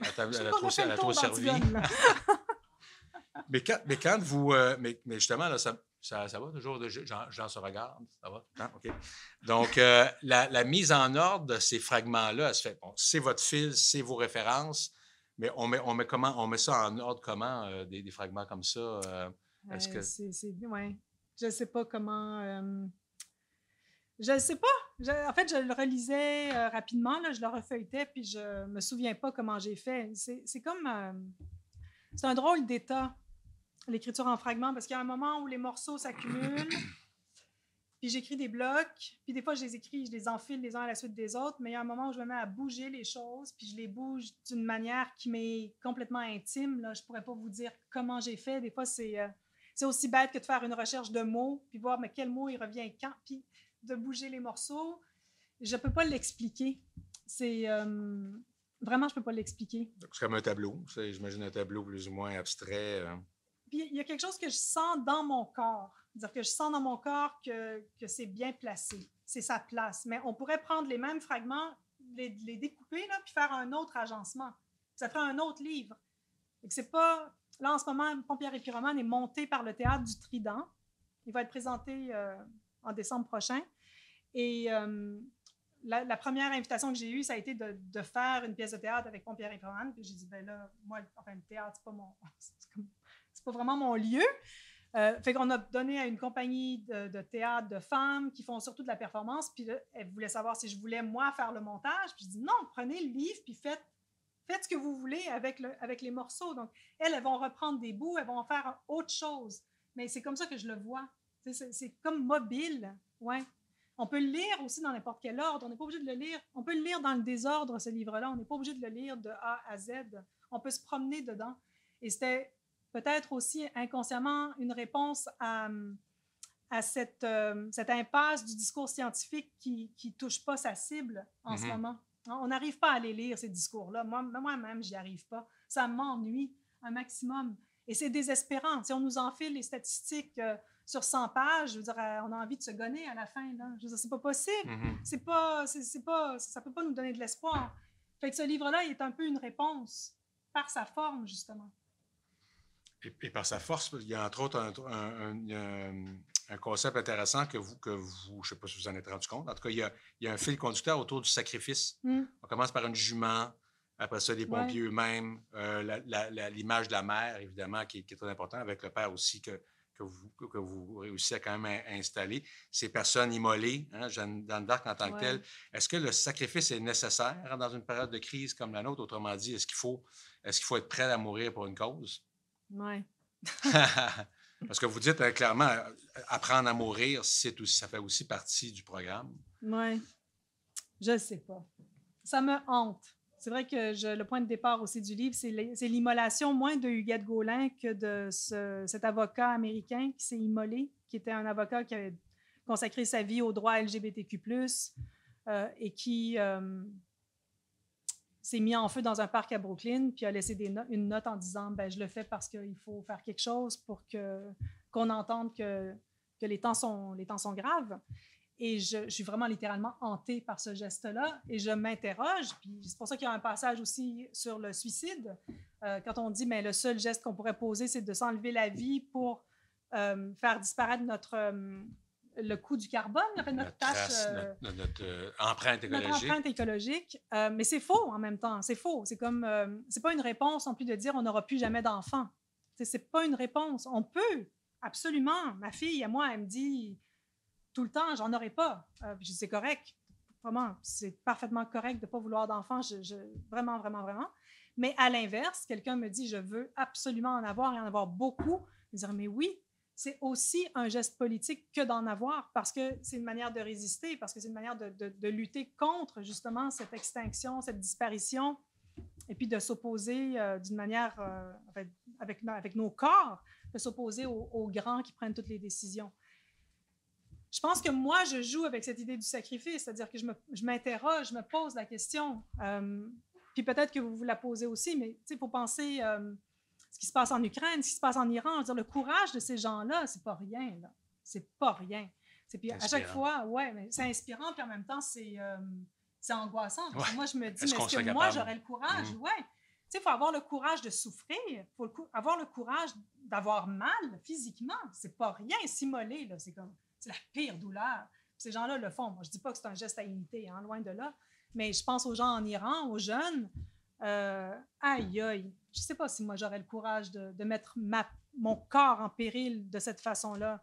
Et ça me turlupine, ouais, beaucoup. Justine, tu avais une question? J'avais une question par rapport à ça, mais plus par rapport, par exemple, je l'avais mis en relation avec l'amour. Puis j'avais dit, dans le fond, dans Portrait environnemental, vous avez beaucoup parlé de l'immolation par le feu. Puis dans un extrait, la page 37, que vous aviez dit, on ne parle pas assez de la radicalité de l'amour maternel, ni de la radicalité de l'amour tout court, de l'amour comme bougie d'allumage, de mouvement révolutionnaire. Alors moi, je me demandais par rapport à cet extrait-là, en voit les exemples, maintenant, je vous dis, est-ce que vous seriez capable, pour les convictions de votre fille, pour vos propres convictions, de vous immoler par le feu? Je pense que je serais pas capable de m'immoler par le feu, mais si ma fille était en danger puis qu'il fallait que je m'immole, oui.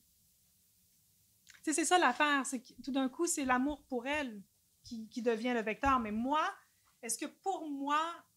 Hey, c'est fou qu'on va avoir cette conversation-là, je suis comme en train de... Mon cerveau va exploser. Mais est-ce que pour moi-même, le geste de l'immolation est un geste envisageable? Non, absolument pas. Vraiment pas. C'est pas de l'admiration, je peux avoir du respect. Je peux avoir un immense respect pour les gens qui ont posé ce geste-là pour des raisons politiques. Moi, je ne le poserais pas. Mais on mettrait un fusil sur la tempe de ma fille ou sur la mienne, je dirais, mais prenez ma vie. Ça, c'est sûr. Oui, Victoria? L'immolation, je sais que vous n'êtes pas spécialiste ici de quoi que ce soit, mais j'aimerais vraiment comprendre pourquoi une personne qui souffre déjà, puis qui est au désespoir, déciderait de s'immoler. C'est quoi la vraie raison derrière ça? Parce que justement, s'immoler, c'est une des morts les plus douloureuses. Pourquoi souffrir encore plus? Peut-être souffrir déjà, pourquoi? Je sais pas. Moi, j'ai pas envie. Vous savez, à chaque fois, comme quand cet avocat s'est immolé rapidement, les journalistes en ont pas beaucoup parlé, en fait. Hein, c'est ça qui est terriblement triste, mais parce que c'était un grand avocat, puis en tout cas, c'est comme un peu passé à la trappe. Mais on a vite envie de poser la question de la santé mentale. Et moi, j'avais pas envie d'aller là. J'ai pas envie qu'on ramène ça à la santé mentale. Tu sais, est-ce qu'il était dépressif? Je pense que quand on est dépressif, on va pas nécessairement s'immoler. Le geste est tellement fort. C'est un geste qui est vieux, en plus, qui est ancien dans les traditions. C'est un geste qui n'est pas banal. Quand quelqu'un s'immole, c'est parce qu'il y a une raison politique derrière. La plupart du temps, c'est ça. Le plus grand que soi. Donc, le plus grand que soi. Et puis, c'est spectaculaire, l'immolation. C'est pour ça que ça se passe comme ça. C'est pas un suicide qui est silencieux. C'est pas un suicide qui est caché. C'est un suicide public qui dure et qui montre la souffrance. On voit la souffrance. Donc, je pense que c'est pour ces raisons-là que l'immolation va avoir lieu. Mais en même temps, il y en a très peu, hein, des immolations. Là, on ne parle pas de... mais il y a quelque chose là à interroger, ou en tout cas qui nous interroge. Je pense que c'est comme un miroir, ça nous regarde. Puis là, dans mon cerveau, ça se promène vite, puis je me demande s'il n'y a pas un lien avec les zombies, puis s'il n'y a pas un lien avec... je ne sais pas si vous l'avez vu, ce film avec Sandra Bullock sur Netflix, un film apocalyptique, Bird something. Oui. Comment? Oui, exactement. c'est ça. Mais au début, là... Oui, c'est ça. Mais au début, quand ça commence, est-ce qu'ils ne sont pas en train de se suicider? C'est ça le symptôme, hein? Et j'ai l'impression d'avoir vu ça, puis il m'a dit, aïe, aïe. Puis les zombies, c'est pas un suicide, mais tu sais, quand on les voit, leur manière de se garrocher, il n'y a plus de conscience du corps. Il y a comme... on dirait qu'ils ne savent plus c'est quoi la douleur, ils ne savent plus c'est quoi la souffrance. Il y a quelque chose là qui se passe dans notre imaginaire. Il y a quelque chose d'intéressant qu'il ne faut pas prendre au pied de la lettre. Hein? C'est pour ça que je dis, au niveau de l'imaginaire, qu'est-ce qu'on est en train de produire comme images de suicide qui sont en lien avec la crise environnementale? Qu'est-ce qu'on est en train d'essayer de comprendre par rapport à ça? Je n'ai pas de réponse. C'est juste que c'est en train d'être garoché, puis on le voit. Cette scène du début de Bird Box, elle m'avait troublée profondément. Et c'est montré sans aucun... On pourrait dire, mais mettez un trigger warning, faites quelque chose. C'est tellement violent. Mais donc, l'imaginaire est en train de poser des questions, mettons. Oui. Vas-y. Il y a un passage dans votre blog que j'aurais aimé que vous expliquiez exactement ce que vous vouliez dire. À la page 58, il écrit « Il a choisi d'incarner le réchauffement climatique, de faire à son propre corps ce qui est fait tous les jours au monde dans lequel on vit. » Qu'entendez-vous exactement par faire à son propre corps ce qui est fait tous les jours? C'est lui, ça, c'est cet avocat-là, non? Oui, je pense que c'est ça. Qu'est-ce que ça veut dire exactement en lien avec l'environnement? C'est-à-dire, si on le prend au pied de la lettre, là, on dit, c'est comme quasiment une expression galvaudée, là, le réchauffement climatique. Ça veut dire quoi, ça, le réchauffement climatique? Ce que ça veut dire, c'est que la température monte. Elle monte pour vrai. Donc, vous le savez, on le sent, puis elle monte pour vrai, les glaciers fondent, les feux sont allumés. Donc, c'est comme si, en réfléchissant à ce que cet homme-là a fait, je me disais, OK, quelle est l'image? Qu'est-ce qu'il a mis en image? Bien, en mettant le feu à son corps, c'est comme s'il faisait en accélérer le réchauffement climatique. T'sais, au fond, ce qui nous arrive, là, c'est que notre corps est en train de brûler. Donc, nous, on ne l'a peut-être pas senti encore si gravement, mais imaginez des endroits où il fait 45, 50 degrés le jour, puis il y a du soleil, puis il y a des personnes âgées, puis il y a des bébés, puis il y a des gens. C'est insoutenable. Ça nous tue, littéralement. Les gens meurent, on le sait. On va dire le nombre de personnes qui décèdent durant ce qu'on appelle des canicules. Mais imaginez l'état du monde quand ce ne sera que des canicules. On va être en état de canicule. Donc, on va mourir. Le corps ne peut pas tolérer ça, ne peut pas le supporter. Pour moi, c'était ça l'image. C'est ça qu'il faisait. Il mettait en image, en accéléré la crise climatique. Puis là, on parle d'une augmentation d'une chaleur qu'on sent, mettons, c'est très littéral. Là, le feu est pris, puis on a chaud, il fait chaud, on brûle. Mais ce qui est intéressant avec Last of Us, ou cette idée d'un champignon qui trouverait moyen de vivre dans un humain, mais là, on le sait, là, les tiques, par exemple, montent. Les tiques qui étaient au sud sont en train de monter vers le nord. Elles transportent la maladie de Lyme. Donc, il y a une augmentation des cas de maladie de Lyme. Mais ça, on peut le dire pour plein d'affaires. Mais c'est des résultats de la crise climatique qui ne sont pas si visibles et dont on parle moins. Mais c'est ça, le réchauffement climatique, c'est que tout ce qui n'était pas chaud est en train de devenir chaud.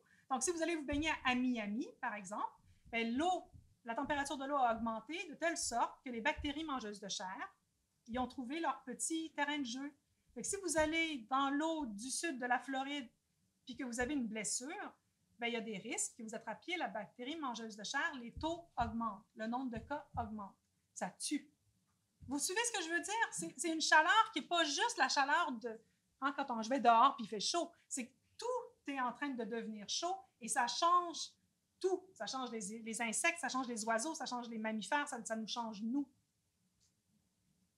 Intéressant, parce que c'est un geste symbolique. On se rappelle des moines bouddhistes vietnamiens qui s'étaient immolés, un peu presque à l'image du napalm puis des forêts qu'on incendiait pour essayer de retrouver les résistants. Il y a une autre image qui est très, très forte du feu, puis j'avais jamais pensé à ça, c'est le pouvoir de sidération, hein, cette espèce de fascination qu'on a. Je me demandais dans quelle mesure, puis en même temps, vous utilisez cette image-là à un autre moment donné en faisant référence au fait que il faut se laisser hypnotiser juste assez. C'est-à-dire que comme c'est une force, j'ai l'impression, c'est comme si on pouvait aussi tomber, par exemple, dans l'écofascisme. Donc, est-ce que tout est à ce niveau-là? C'est-à-dire on peut être fasciné jusqu'au point de perdre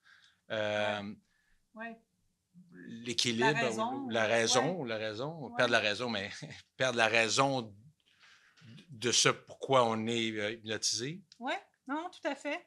Ça m'a fasciné, ça. Mais à partir justement d'un film, hein, de Portrait de la jeune fille en feu, avec tous ces gestes, retourne-toi, regarde-moi, ne me regarde pas, Orphée, Eurydice. Et là, tomber sur cette image d'un cheval, quand on dit que les chevaux vont vouloir rester dans l'enclos qui est pris en feu au lieu de sortir, comment justement le feu fascine. On est attiré par le feu. Vous savez, tous ces jeux que les jeunes font avec les flammes, passer les doigts dans la flamme. Bon, c'est un peu banal avec un briquet. Puis, oui, parce que ça attire le feu. C'est comme à la fois immatériel et matériel. C'est lumineux, c'est chaud, mais en même temps, si on va vite, on ne le sent pas. Enfin, c'est très, très curieux, le feu. Et l'allégorie, si on veut, ou l'évocation, c'est le réchauffement climatique. Est-ce qu'on peut être sidéré? On est en état de sidération quand on lit les nouvelles, on écoute la télé, puis peu importe, on voit les preuves, puis on peut être complètement hypnotisé, immobilisé, parce que c'est too much, c'est trop difficile à encaisser, c'est trop difficile à comprendre, on ne sait pas par quel bout le prendre, on ne sait pas quoi faire pour le changer, on se sent infiniment petit par rapport à cet immense événement, cet immense phénomène qui est le réchauffement climatique, et donc on peut être sidéré. Et on peut être aussi sidéré comme les climato-fascistes. Il ne faut pas l'oublier. La droite peut aussi tirer profit de la crise climatique, vouloir fermer les frontières, empêcher la circulation des populations, parce que justement, à cause de la fragilité de notre environnement, il faut interdire qu'il y ait une multiplication des humains. Bon, on le voit un peu en ce moment. Hein? Je veux dire, on y assiste en live. Fermer le chemin Roxham. On ferme le chemin Roxham. Et alors que les mouvements de réfugiés sont en train d'avoir lieu.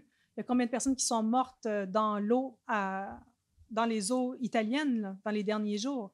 Des enfants, je veux dire, c'est sans arrêt. On ne peut pas juste se dire c'est là-bas, c'est loin, ça ne nous concerne pas. Non, le réchauffement climatique, c'est aussi des mouvements de population. Et ça ne va aller qu'en augmentant. Et si on n'en prend pas soin de ce phénomène-là, on va se retrouver dans un film comme Children of Men, que je vous invite à aller voir. Oui, Alexandra. Oui, en fait, moi, ma question, ce serait, on parle de réchauffement climatique et tout ça, mais encore concrètement, si personne se regroupe ensemble, une personne toute seule ne va rien pouvoir faire pour le réchauffement.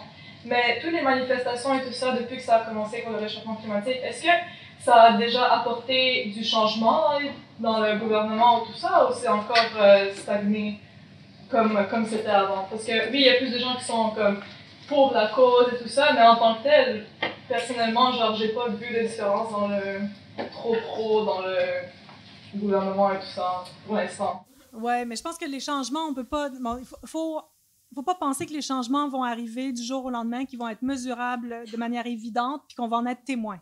C'est ça, c'est l'autre truc. C'est comme un acte de foi. Les changements peuvent être minimes. On peut ne pas être au courant des changements parce que ça peut être dans des politiques qui ne nous sont pas visibles à nous, population. Il faut aussi s'éloigner puis voir quels sont les partis au pouvoir, combien de députés ont été élus, qui représente quoi, qui défend quoi dans la Chambre des communes, à l'Assemblée nationale, tout ça. C'est très compliqué. Mais ces gestes-là, c'est comme le féminisme. On ne peut pas dire, OK, il y a des féministes et puis elles font des trucs féministes et puis un jour, il n'y aura plus d'oppression des femmes. Bien là, c'est parce que ça fait depuis très, très, très, très, très, très longtemps qu'on est féministe puis qu'on se bat, puis il y a toujours de l'oppression des femmes. Mais c'est un acte de foi. C'est de dire, moi, le petit geste que je fais et ceux qu'on fait collectivement ont un impact, mais c'est un impact sur le long terme et c'est un impact dont je ne connaîtrai pas le résultat. Parce que le réchauffement climatique, il va avoir lieu sur un long temps. L'extinction va avoir lieu sur un long temps. Vous allez mourir avant. Fait que les gestes d'engagement, les gestes militants, ceux que moi je pose comme féministe ou que je pose par rapport au climat, moi, je ne vais pas en connaître les résultats. Ma fille n'en connaîtra pas les résultats. Plus tard, il y aura des résultats, peut-être. C'est dans l'espoir que ça a un impact. C'est pour ça que cet engagement-là, il est, en anglais, on dirait selfless. Hein, il est sans ego. Il est dépourvu d'ego. Il faut qu'il soit dépourvu d'ego parce que c'est pour l'avenir. C'est pour des personnes qui n'existent pas encore. Je pense qu'il faut le voir comme ça. Sinon, on se décourage. Si on attend des preuves au quotidien, des gestes militants qu'on pose, ben non, il n'y en a pas. On ne peut pas le penser comme ça. Il faut le penser comme plus grand que nous, vraiment. Être une luciole, en tout cas. Longtemps. Ouais.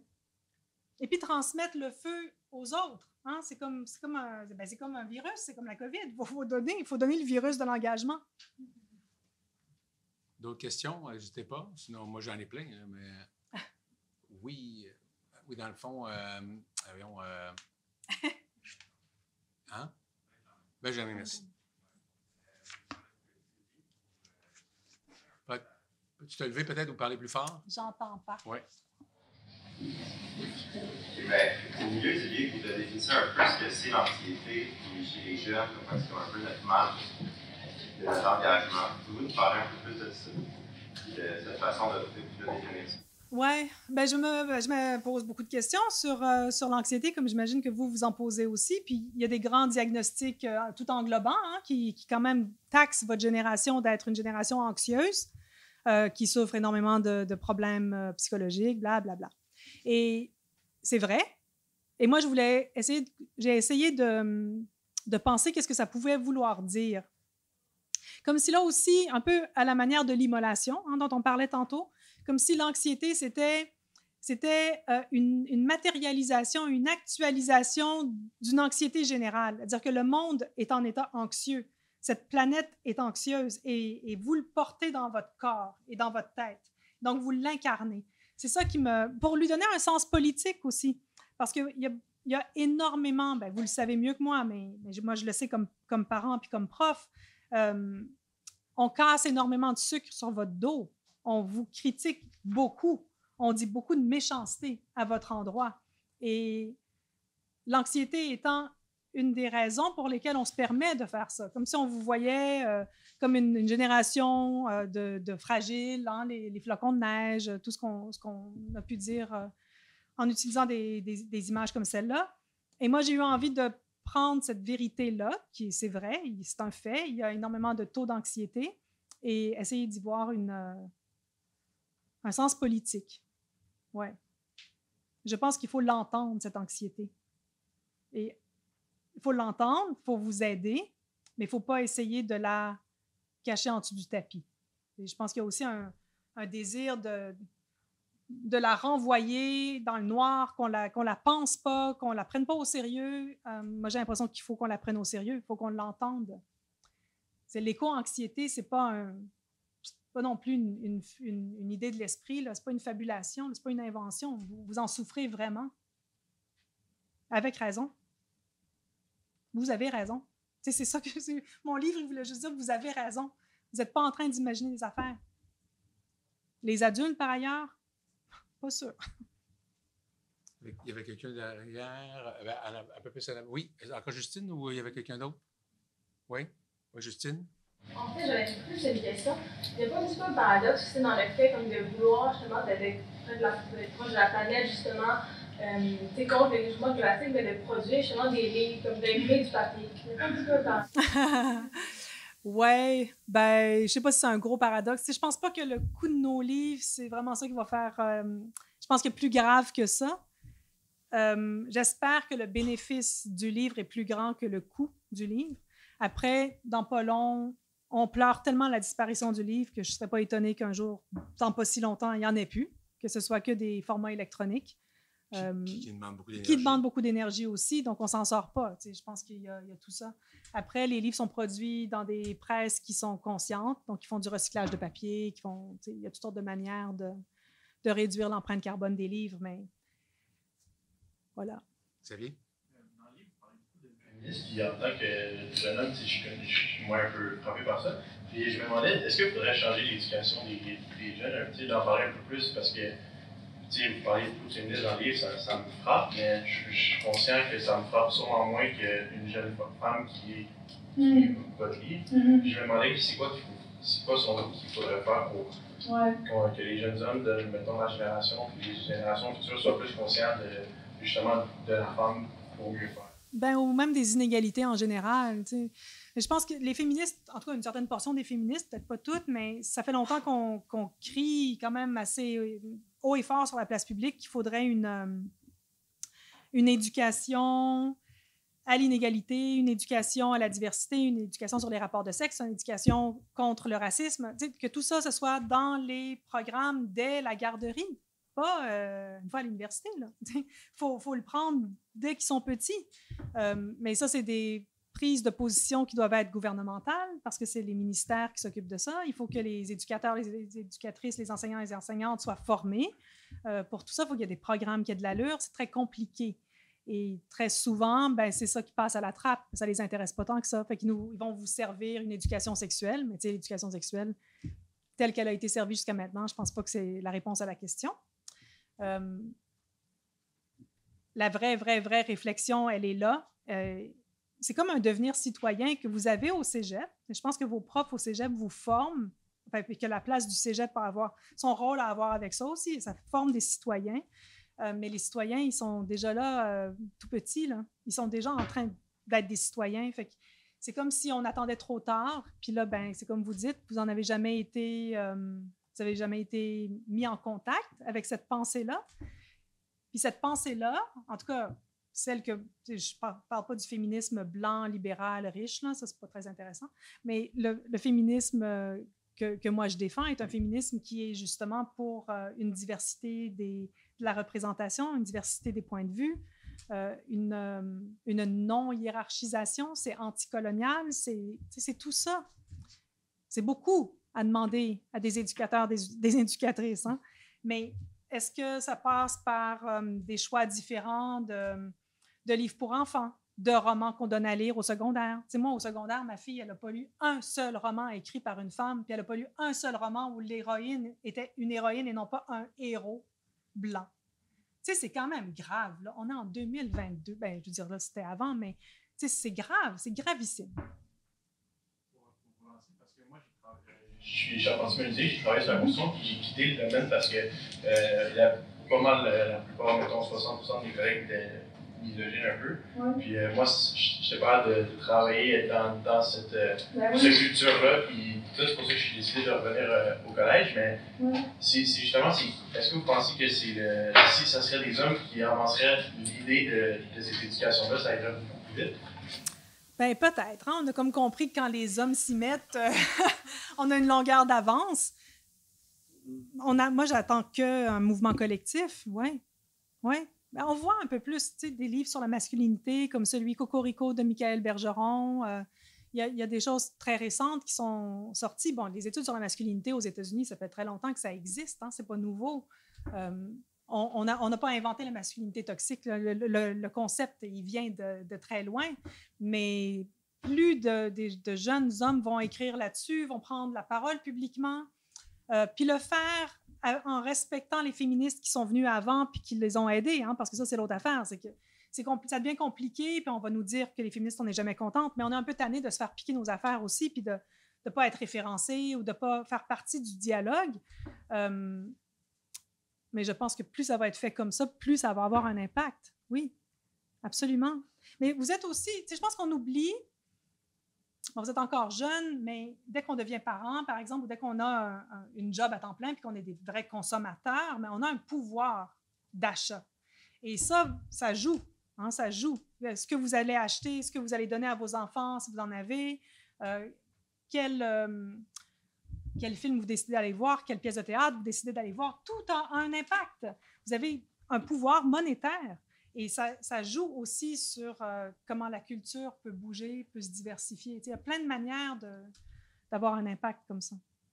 Il y a deux filles, justement, qui veulent parler. Andréane, c'est ça? Non, Audrey. Audrey. Ouais. Audrey, puis après ça, candidate. Moi, ma question, c'est vraiment sur, en fait, la représentation dans les livres Vous dites justement le féminisme, ça devrait être enseigné dès qu'on est jeune. Mais vous pensez quoi de la censure? Comme il y a eu plusieurs livres qui ont été enlevés du marché totalement parce qu'ils démontraient, je ne sais plus c'est quelle autrice qui avait fait ce livre-là, la québécoise, qui avait montré les enfants comme nus. C'était un homme. Élise Gravel. C'est ça. Ah, ça, c'est aux États-Unis. Ouais. Ah, Merci. Mais ouais, vous pensez quoi de ça? C'est comme un frein. Mais là, il ne faut pas tout mélanger, là. Il ne faut pas tout mélanger. Là, le cas d'Élise Gravel aux États-Unis, que je n'ai pas suivi, là, d'ailleurs, mais c'est sûr que c'était dans un lieu américain qui était de droite puis qui voulait empêcher tout discours, justement, féministe, anti-homophobe, etc. Hein, c'est ça qui s'est passé. Là, je ne sais pas à quoi vous faites référence comme censure, mais il faut faire très attention parce que les journaux montent en épingle des cas qui sont très limités. Il y a très, très peu de cas de censure, comme on le dit. Fait que je ne sais pas à quoi vous faites référence, mais si c'est le roman d'Agatha Christie dont on a changé le titre parce que le mot en haine, on ne veut pas le lire avec raison, ce n'est pas de la censure. D'ailleurs, le titre original du roman en anglais ne comportait pas ce mot. Les articles qu'il y a eu dans Le Devoir sur les trigger warnings, par exemple, en littérature, ce n'est pas de la censure. Je pense qu'il faut faire très attention. Quand on crie à la censure, quand la droite crie à la censure, elle essaye de... C'est comme un épouvantail, elle essaye de nous faire peur. Mais le vrai souci pour moi, c'est qu'il faut essayer de ne pas blesser les gens. Il faut essayer de ne pas faire de mal. C'est pas si difficile que ça, pas faire de mal. Et si on insiste pour utiliser des mots ou des expressions qui font mal à une partie de la population, je pense qu'il y a un sérieux problème. Vraiment, je pense qu'il y a un sérieux problème. Si c'est pour ça qu'on se bat, c'est grave. Fait qu'attention. Je ne dis pas que ça n'existe pas, la censure, mais on n'est pas dans un pays où les gens sont à risque de se retrouver en prison ou d'être mis à mort parce qu'ils ont publié un livre. On n'est pas là-dedans, là. Là, on parle d'autre chose. OK? Kenza? Pensez-vous que les écrivains québécois abordent assez les problèmes écologistes ou ça ne sera jamais suffisamment abordé dans la littérature québécoise car ça la nourrit énormément? Et je ne sais pas. Je pense que ce que j'ai lu, bon, je n'ai pas tout lu de la littérature québécoise. C'est très difficile pour moi de poser un jugement global. Ce que j'ai remarqué, j'aime beaucoup la poésie, donc j'en écris pas, mais j'en lis. Ce que j'ai remarqué chez les jeunes poètes, c'est que c'est présent. À la fois les questions féministes et autres militantes et l'écologie. C'est présent. Mais je ne pense pas que la littérature... Comment je peux dire non? La littérature est un objet culturel parmi plein d'autres objets culturels. Hein? Et elle n'a pas... Les écrivains et les écrivaines n'ont pas la responsabilité de répondre à un... Mais on a la responsabilité d'être de notre temps. Et je pense qu'on est dans notre temps. Et si on veut s'expulser de notre temps, si on ne veut pas être contemporain, peut-être que ça, pour moi, c'est un peu problématique, mais je ne dirais pas que les écrivains ont pour tâche de... C'est pas ma place de dire ça. Mais je pense que c'est présent, néanmoins. En tout cas, c'est présent chez mes étudiants, mes étudiantes. Ça, maîtrise, doctorat, ils ne parlent que de ça. Vraiment. Jérémy? Vu les manifestations pour le climat, disons contre les réchauffements climatiques, la première qui était le 15 mars 2018 et la deuxième du 27 septembre 2019, avec 1 demi-million de personnes. Est-ce que vous avez vu ça comme, en quelque sorte, une preuve d'espoir, sachant que peut-être en 1950, 1960, il n'y aurait sans doute pas eu ça, dû au fait qu'on était peut-être moins conscient des enjeux reliés à l'environnement. Oui. Comment vous avez vu ça? Ben oui, c'est indéniable. Je pense que votre lecture, elle est juste, puis c'est indéniable, puis c'est un geste qui doit être vu positivement. Bon, après, j'ai un petit côté cynique, quand même, hein? Et je sais que l'humain peut s'animer pour une manifestation parce qu'elle va être gigantesque, puis qu'en bout de ligne, il y a Greta Thunberg qui, bon... Et qu'après, le lendemain, c'est fini, on passe à autre chose. C'est beaucoup ça aussi qui est arrivé. Donc, c'est vrai que j'ai participé, moi, à une des deux manifs, mais j'y étais pas de gaieté de cœur. J'avais l'impression d'être là parce que c'était un grand spectacle où on allait montrer que vraiment c'était important pour nous, alors que dans les faits, est-ce que c'est si important pour nous? C'est ça la question. Mais pareil pour les politiciens qui se joignent à la manifestation, puis qu'en bout de ligne, votent de quel bord? Fait que je demeure un peu... Hein? Je ne suis pas naïve, puis je demeure un peu cynique malgré tout. Mais on prend ce qui passe. Mais bon. Oui, oui. Vous parliez de votre fille qui, je crois, partage l'opinion de plusieurs jeunes qui ne veulent pas d'enfants pour plus tard. Je me demandais, vous, dans notre situation, est-ce que vous considériez encore avoir un enfant? Non. Non. Mais ça, c'est moi. Mais je pense que non. Moi, je pense que je ne le ferais pas. Mais comme je vous disais tout à l'heure, ce n'est pas la bonne réponse non plus. Hein? Il faut, là aussi, Silvia Federici, elle a des phrases lumineuses là-dessus qui montrent le pouvoir contestataire de faire des enfants. Parce que qui a le droit de décider qui a le droit de faire des enfants? C'est impossible, ça aussi. On ne peut pas se faire dire « il n'y a pas d'enfants ». C'est terrible. Ça, c'est la servante écarlate. Là. On ne peut pas tomber là-dedans. Il y a de l'eugénisme, il y a plein de choses qui se jouent. Là. Il y a une sélection des populations, il faut faire attention. Mais là où, pour moi, le geste, pour moi qui est politique, quand ma fille me dit « moi, je ne veux pas d'enfant », c'est que moi, je ne vais pas lui servir, là, mais moi, j'ai envie d'être grand-mère. Je m'en calisse. Vraiment. C'est là que je pense que comme adulte, comme parent, il faut être à l'écoute du jeune qui est devant nous, puis arrêter de projeter sur ce jeune des désirs qu'on a, puis peut-être pas vraiment non plus, qui sont des répétitions de trucs qu'on a appris. Puis... Mais d'écouter, ça va dans tous les sens. J'ai présenté Pompières et Pyromanes en France l'année passée, puis c'était comme vous, là, la salle était pleine de jeunes, puis il y en a une qui m'a dit « mais est-ce qu'on a le droit de faire des enfants? » J'ai dit « mais oui! » Oui, je veux dire, il n'y a pas d'interdiction de quoi que ce soit. C'est juste que je comprends les deux positions. C'est comme Scott Fitzgerald, je comprends les deux positions. Pourquoi on veut en faire, pourquoi on ne veut pas en faire, et c'est absolument légitime dans les deux cas. Deux dernières questions. Il y en a déjà une ici de réservée, plus ou moins. N'allez-vous pas? Moment ou jamais. Dites-moi pas après que vous n'avez pas eu l'occasion. Il y a Stéphanie. Il y a quelqu'un d'autre en plus? Ou là?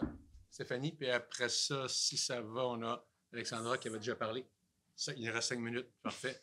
Oui, Stéphanie, vas-y.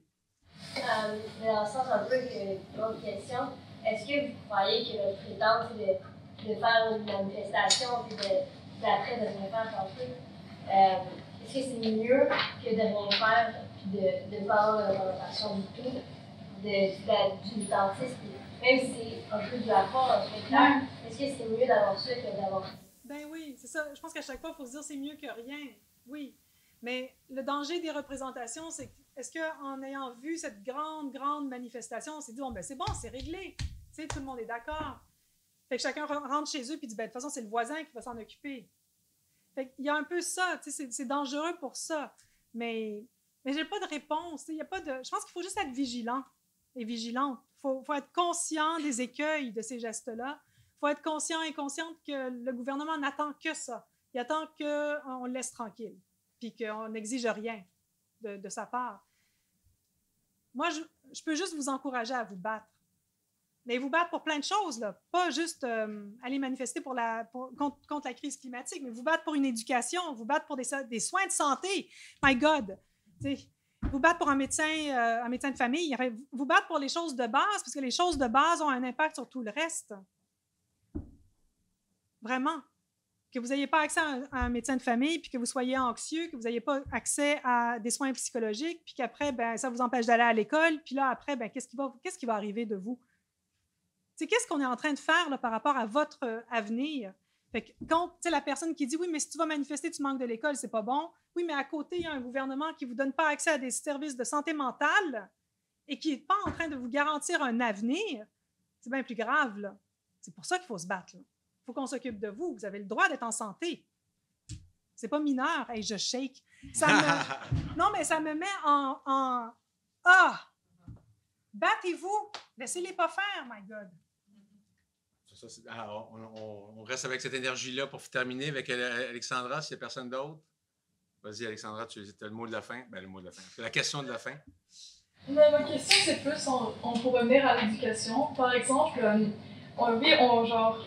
on n'est pas encore là au point de comme inclure les sujets genre féministes, LGBTQ+, et tout ça dans l'éducation dès le primaire. Mais si par exemple un prof veut en parler par lui-même dans une période de classe, il se peut aussi que les parents soient contre lui.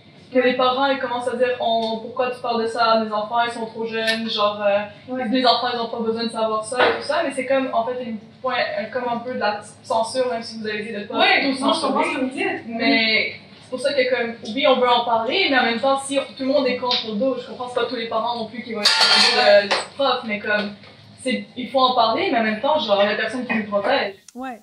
Mais c'est là qu'il faut que ce soit une décision gouvernementale. C'est pour ça qu'à chaque fois, il faut remonter puis dire, mais ça, c'est une position ministérielle. Il faut qu'il y ait des programmes. Il faut que ça fasse partie d'un programme. Mais il y a aussi des gestes. Tu sais, il y a un philosophe qui s'appelle Michel de Certeau qui pensait les pratiques oppositionnelles. Il y a des gestes qu'on peut poser qui sont des gestes un petit peu pour faire passer les trucs sans risquer de se faire attaquer. Mais tu sais, démultiplier des romans à lire, qu'on donne à lire, démultiplier les représentations. On ne peut pas être accusé de ne présenter qu'un modèle. On les démultiplie. C'est comme quand on me disait, mais est-ce que tu donnes des Barbies à ta fille quand elle était petite? Je disais, ben oui, je donne des Barbies, des blocs, des camions, des crayons, de la plasticine. Je donne ce que je peux à la hauteur de mes moyens financiers. Je multiplie les choses. La solution, c'est toujours la diversité. La solution, c'est la diversité à tous les niveaux, dans les salles de classe, dans les syllabus, dans les parlements, la diversité. On démultiplie les modèles, pas un seul modèle. Merci beaucoup. Merci, Martine. Merci à tous. Merci à toutes et à vos questions. Merci à vous. Merci à vous. À vous de jouer maintenant.